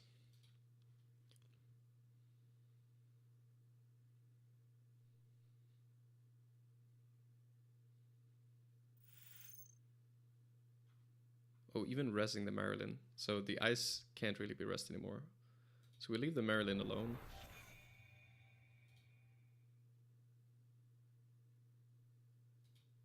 And we just deep dive, I guess. Or just, yeah, get an agenda out of hand. Okay, that works too. GG. Yeah, not sure if there's any conclusions here about the Pantagraph lat versus the other lat, but it seems like a neat build. One thing you need to pay attention to is having enough money. That's why I liked putting a third fermenter in there. I'm not sure Clot is necessary in the current meta. Maybe it is. But yeah, I wanna try a game of the R plus. I think. I had this wacky idea to play Reboot as a way to, you know how there used to be a card called the Rozeki that people played, and you wanted to have 3 of them on the board, so you got 3 credits a turn. Well, if you have Aesop and always have cards, that's the same thing, right? So I was thinking with Reboot, we have an easy way to get a bunch of targets. Essentially, Reboot would be like a gain $14 over 5 turns, which seems good, but you need to like enable it, and of course you need to draw the Aesops and all that stuff. That was a cool idea that I kind of wanted to try, but I feel like there's not much left of the stream, so I think I'm gonna try the R plus instead.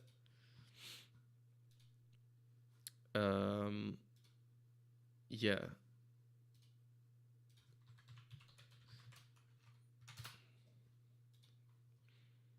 So we can see the game from the perspective of the corp.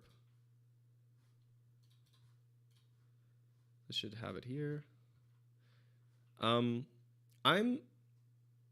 suspicious of the void, to be honest, but I'm just gonna play it as is and see how it goes.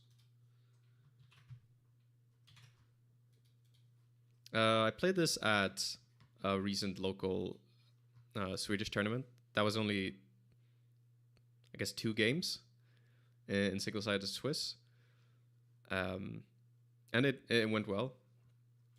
Like, but I'd done no prior testing, so the deck is still pretty fresh to me.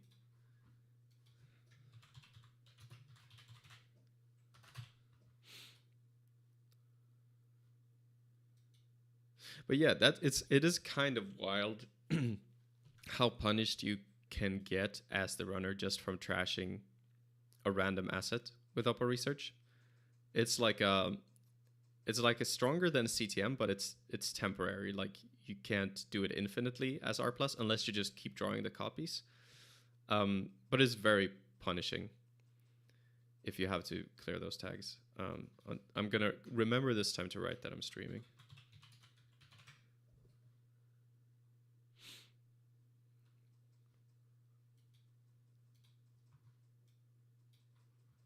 Bus says, I'm suspicious of the void. Kind of feels like Skunkworks would be better in 80% of situations.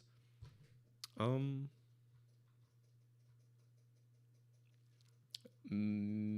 maybe it is. Because you are trying to tax them on clicks and money in this deck. Skunk does either of those. Ooh, this hand is interesting because I can probably get the Ares scored. So I think I'm going to keep.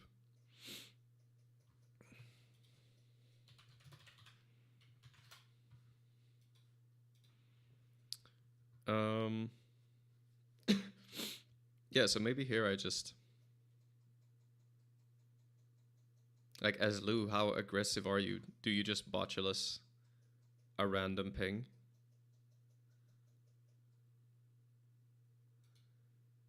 I think no. I'm gonna do it like this. I guess in case I'm scared of botulus, I could have put the VSA on the remote. But I'm gonna do it like this. So if any of these are hit, they can take attack. Yeah, I want to stay on 2 after I score the... Okay, so yeah, this is perfect. This is like an ideal start. Hey there, Abraham. Nice to see you in chat. How's it going? Did you end up going to UK Nets? Boss says, yeah, but skunking the B1001 is still pretty nasty and more expensive to trash.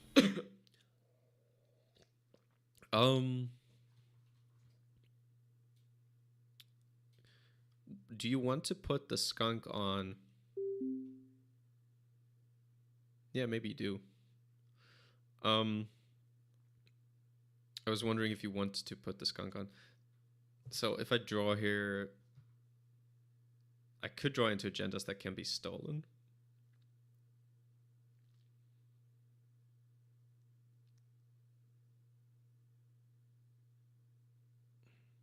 I feel like that's one of the few ways I can lose this, so I just take the money.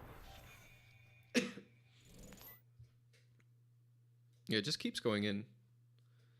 Very aggressive.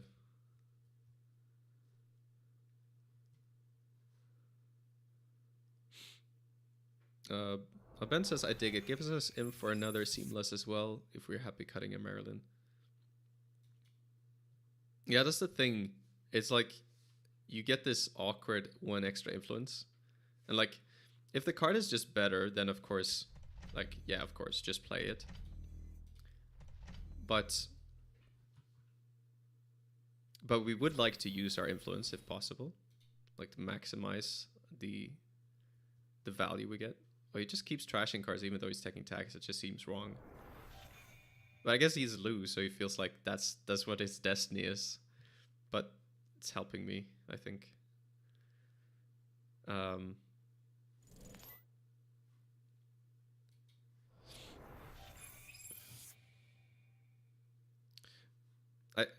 I kind of liked the idea of...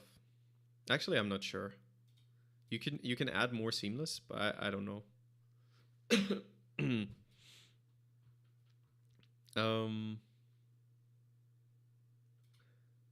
So we go...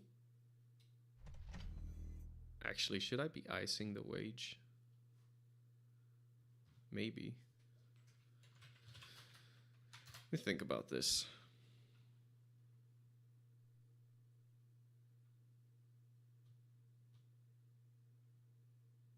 I mean, I have a lot of ice. So I guess why not?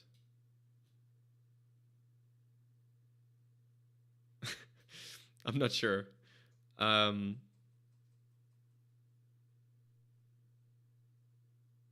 Yeah, I mean, he doesn't have infinite money, so I guess I can just put it on the board.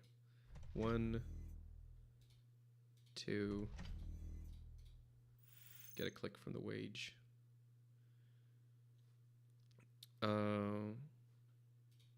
Get like a Mesny Chessful on the remote. Oppo. Gain 2. Maybe it's better to protect the wage so I can get this click and...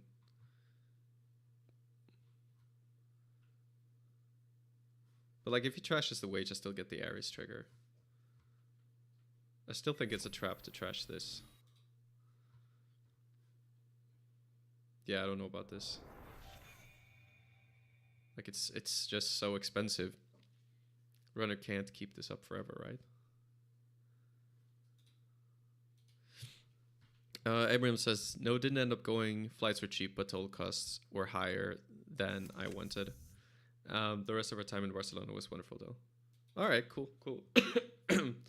That's that makes sense.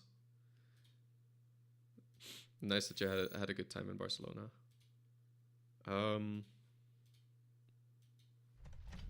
Let's install here. It's not. Yeah, flying is not cheap. Well, actually, you said that they were cheap, but I guess the staying and stuff like that stuff you have to take into account. Yeah, so overall the loo here is not doing great, I think. Okay, wage workers, that's nice. So what do we want to draw first? I guess the spin doctor. Yeah. So we can install that and res it. It doesn't matter that much, but we can start with this. See 2 more cards. Get a wage workers. Rest that. Put the headline. Get a click. Take 3 money. That makes sense. Yeah, and then there's a loop like, do you go and trash this wage too? And then you risk them just putting another wage down. Like, there's so much time. All right, this is interesting though. With Solidarity Badge, that helps a lot. You can float a tag for a turn. Unless you have really important cards that you don't want to get self-growth. Like if you're playing Maw, that would be bad. So do we draw here? I guess we want to get something like a money. So we can dig a little bit.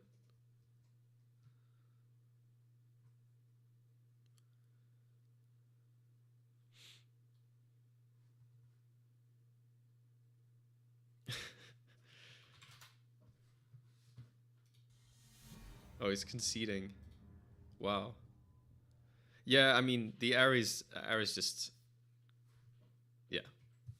It's ridiculously good to get that scored. Without getting the deck building punishment of having to have 3 copies in your deck, it becomes so good to just score 1. All right, let's do one more, because that was a short one. And then that might be the end of the stream.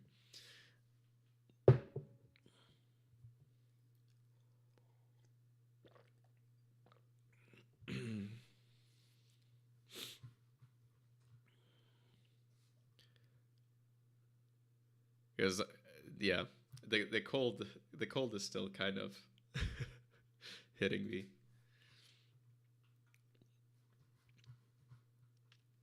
I know I said I would do like more casual fun decks. I'll probably still, I mean, I still plan to do that in the future, but today was just like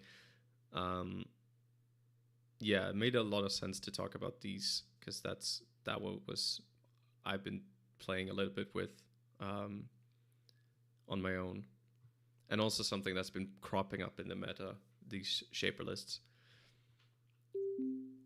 Although I'm still excited to. I haven't tried. I've tried the crim lists a little bit. Well, most of all, the mulch list style list is something I haven't tried. That seems really interesting to me.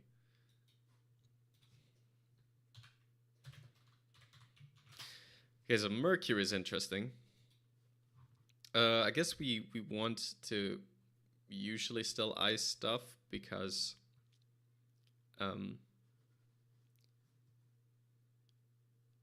we want to force Mercury to have to use bypass effects, which costs money and cards, but we didn't get any ice, so that makes me wonder, do we just like spam the board with stuff?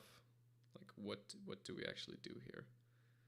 We could install wage, draw 1. I think, yeah, I'll just do that. The greediest possible play. We rest this, install this, get a card, and so we get a click back. So we're safe to doof, but I don't even know if Mercury list do play doof or if they should play doof. When I was trying Mercury, I didn't. Okay, that's interesting. Steel Skin indicates to me that it's a Bankar list, and that's how we trigger Mercury.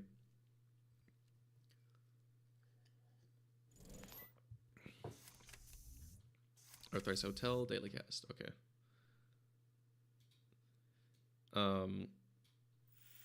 I realize though I'm too low on credits to actually score this this crypto crash.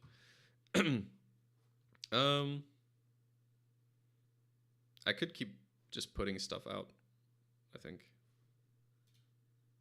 Just put the balloon on the board. Multi-axis doesn't matter if you don't have any agendas at HQ, right? So put this here and draw a card. We want to be icing our central still against Mercury.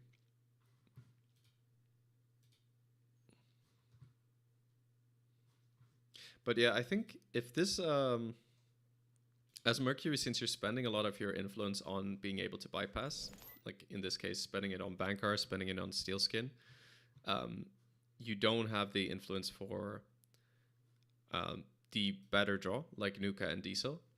But we see Creamless do okay without it. Cable's list from Worlds spent most of its influence on twinning and stuff. So you were using Earthrise and Class Act for your draw. Checking HQ to see if there's any agendas. And the answer is no, because I put them all on the board. Oh, running R&D as well. Initially, I thought that Mercury triggered like every time you breached without breaking ice on the run. But no, that's not the case. Okay, running Bologna. Oh, this one might actually be stolen. Yeah, okay, that sucks. But at least we can score the crypto here. I don't even know if I want to this turn though. Okay, so we get fundraising first.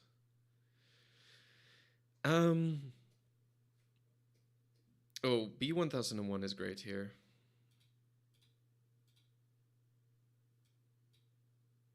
So we draw. Yeah, because I can ice R&D.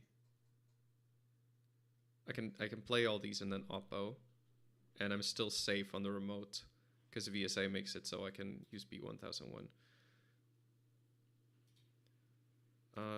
Yeah, let's do that. 1, 2, 3. Oppo and get the cash back. We don't pay the extra.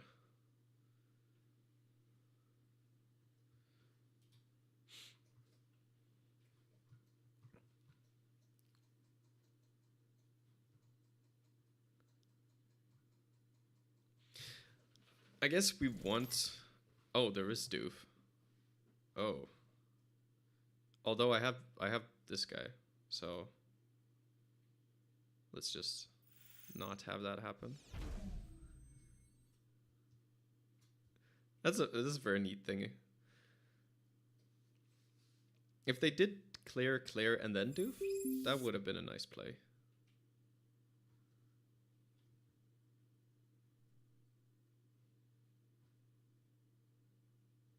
That would have been really nice.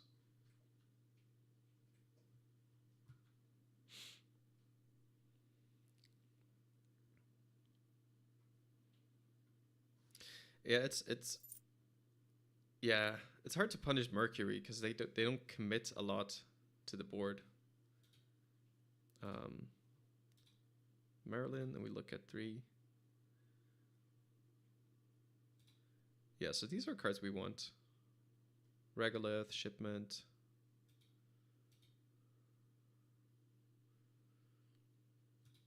So we can get a card.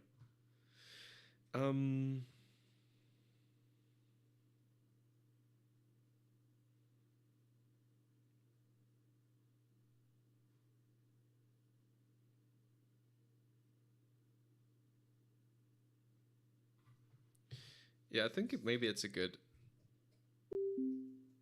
Although doof is still a problem. Maybe it's good to go low on money.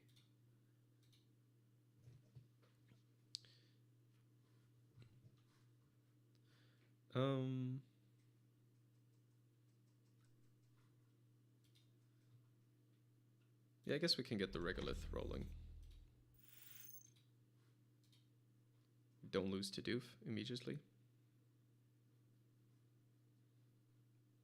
And if there's doof, we can still crypto crash.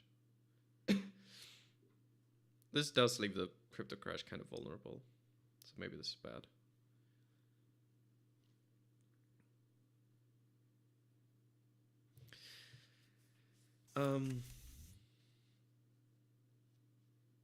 You need to hit it at the right time, though.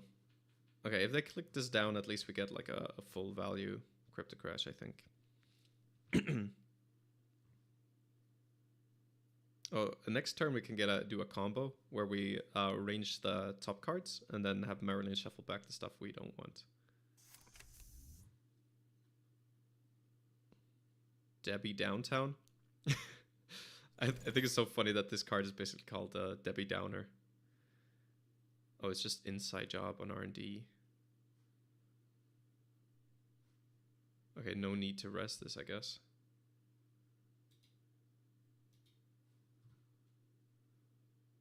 We know that the top card is wage workers.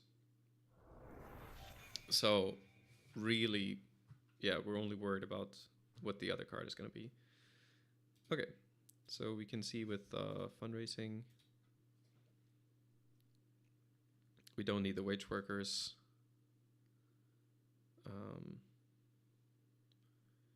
Regolith Maryland.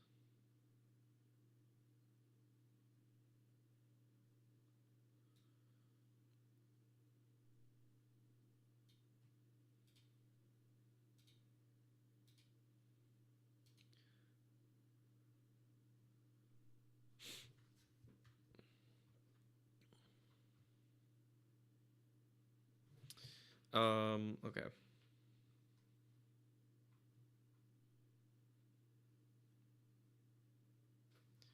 Yeah, I think I still want to score this. It's so low value.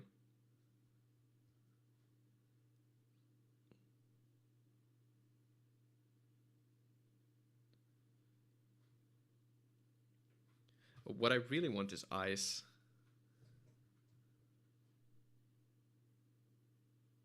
But maybe it's better to just score this and get it out of the way.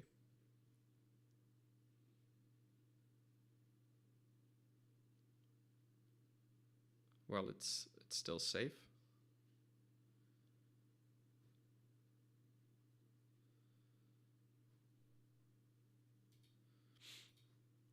I'm really not sure. Click this down.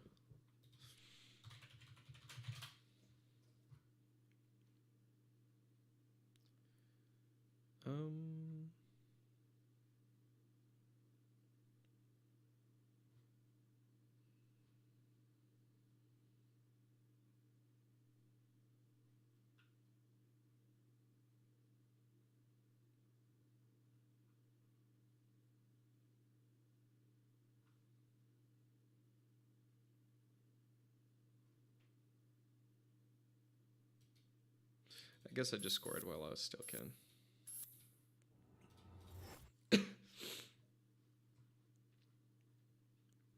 And we can, yeah, develop the board more later.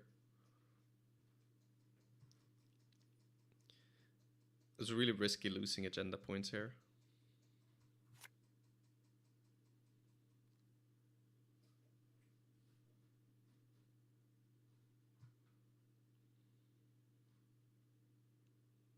Although this does open us up to doof into running R&D, so maybe it's just wrong.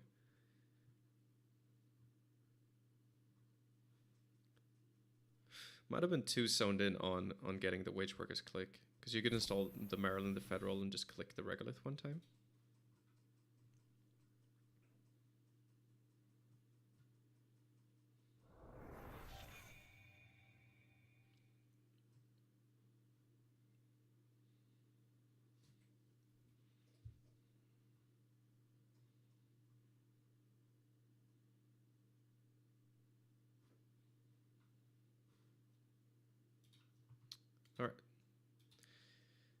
So we can use this. Okay, great. So we get some ice.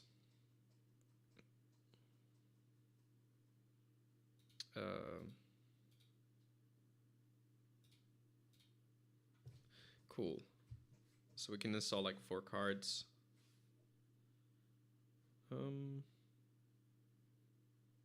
Yeah, I think we put one on R&D. We're not that worried about doof, I think. Not as...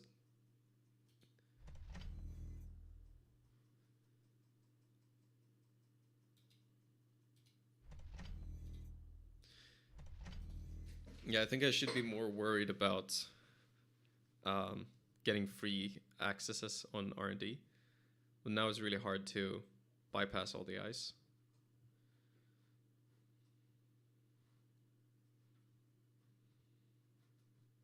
Maybe I should go on HQ, because I'm about to draw 3 with Rashida and a bunch with the Federals.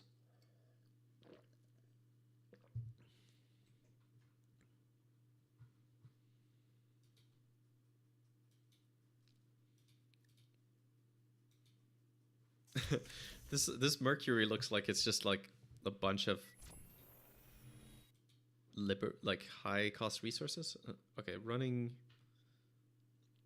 Oh, running here last click, so we can rest the VSA. If this is bypassed, we can still end the run.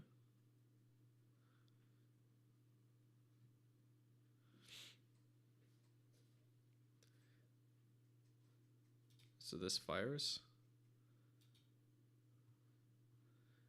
And we can gain 2. We don't need to draw more than we were already going to draw. Then we can, yeah, we can end the run. Okay, so let's rest everything.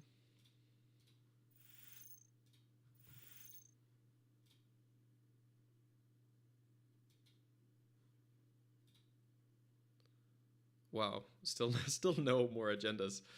Okay. It's like bound to happen now. Okay, there's one. I think we won it, and we have another ice. And the void is not bad either.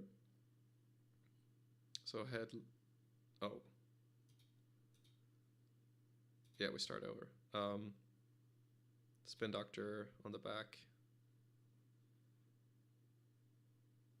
Void. Headline. Yeah, then we draw. Can look again.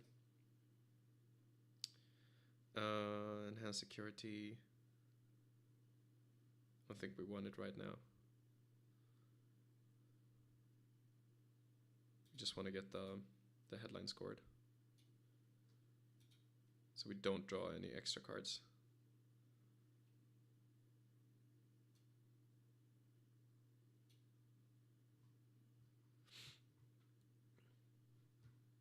Abraham says you could have trashed the full liberated interchange for the Rashida.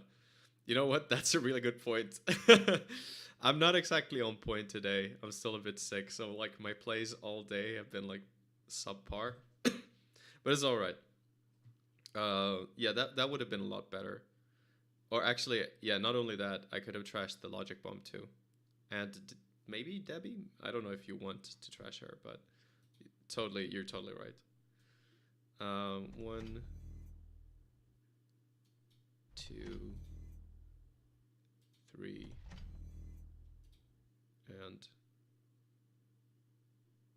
4.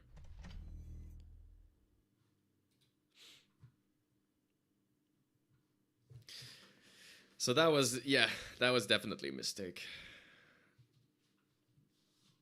Oh, and I should click the regolith instead of this Rashida. I don't need the Rashida. But the money helps.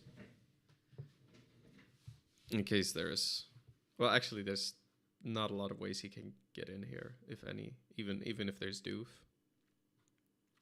it seems very tricky.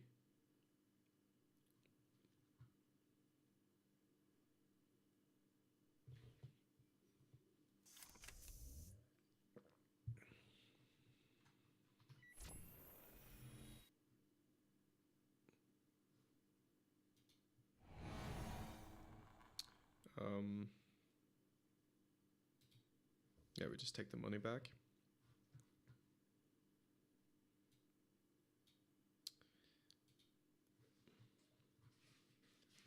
So it has to pay 2 here.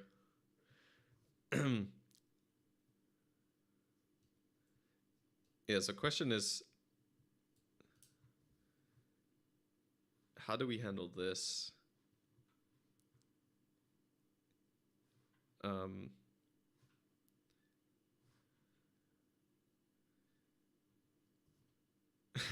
Because we could just use void and then trash the liberated and stuff. That doesn't seem too bad.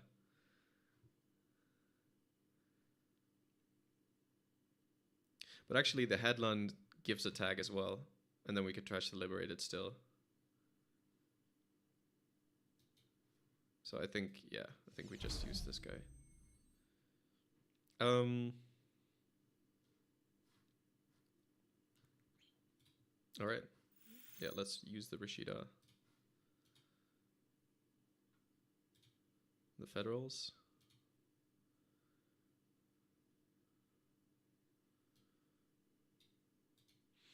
The Starlit Knight is something we want. Do we need to draw extra cards here? No, we don't.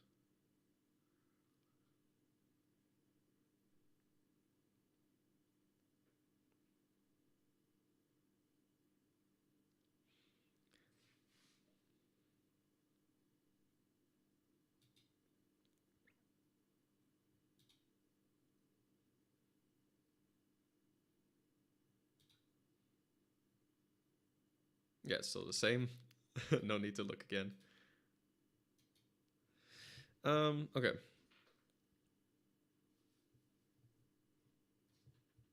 So I can reinforce HQ.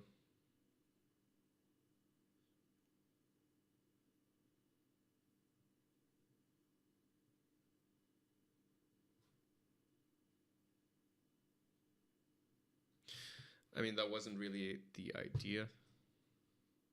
We're supposed to score this headline and trash the liberated.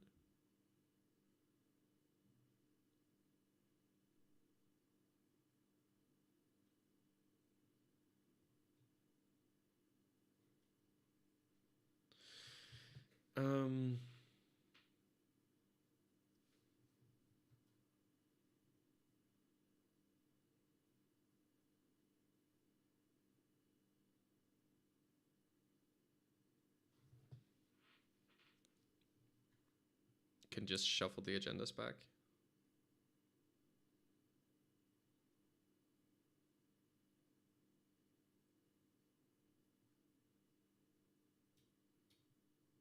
Yeah, that seems fine.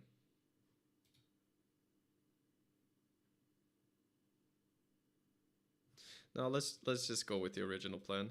1, 2, 3. Gain 2. Trash this. We can pitch the Ares, I think, and something else.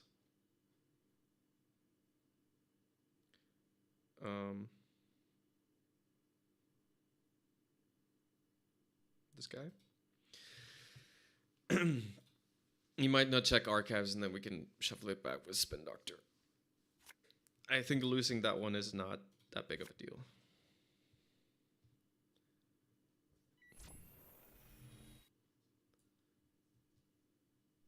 Yeah.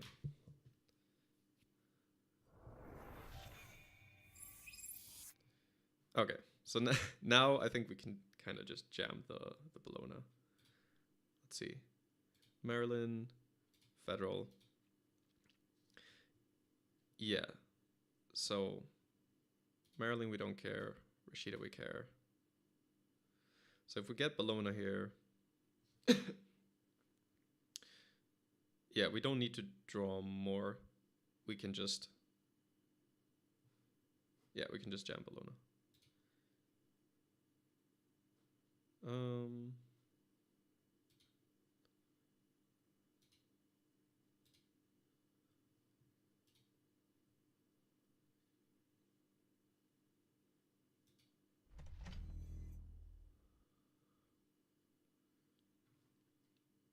Yeah.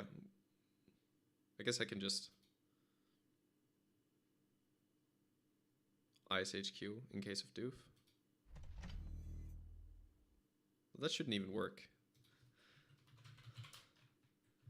If there's doof.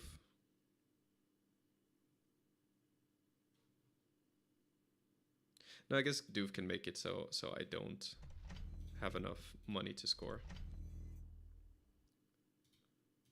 Actually, probably not with the Maryland, but this is such a good position, it doesn't matter.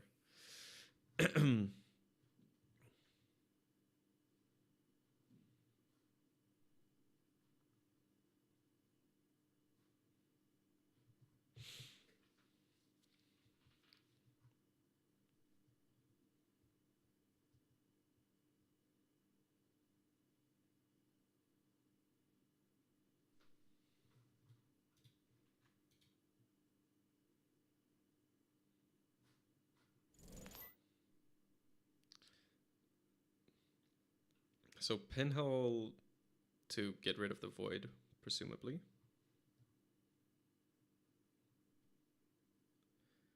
Which I wasn't playing around. So, but he doesn't have enough money to steal the Bologna. So this still doesn't work. Okay. Great. Oh, he should run with her, right? Oh, it doesn't make a difference. There's not enough money.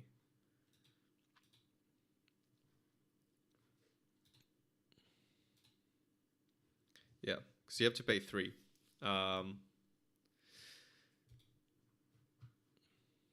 So this is just GG. All right, sweet. We don't do any triggers. No to everything, and then we score the Bologna. Sweet. All right. GG. I think that's going to be it for this stream. Unless anyone has any closing thoughts, something they want to ask or something. I'm going to give you guys like 1 minute. But if not, then yeah, I'm just going to go drink tea, eat some dinner, rest. Be back with more Netrunner another time. Maybe do some of those meme decks.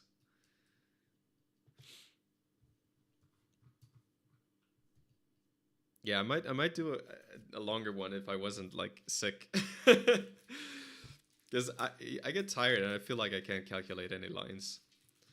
Ben says ban R plus or ban Amani. I mean, yeah, I don't know. A bit early for me. You're probably just memeing, Ben. I assume. But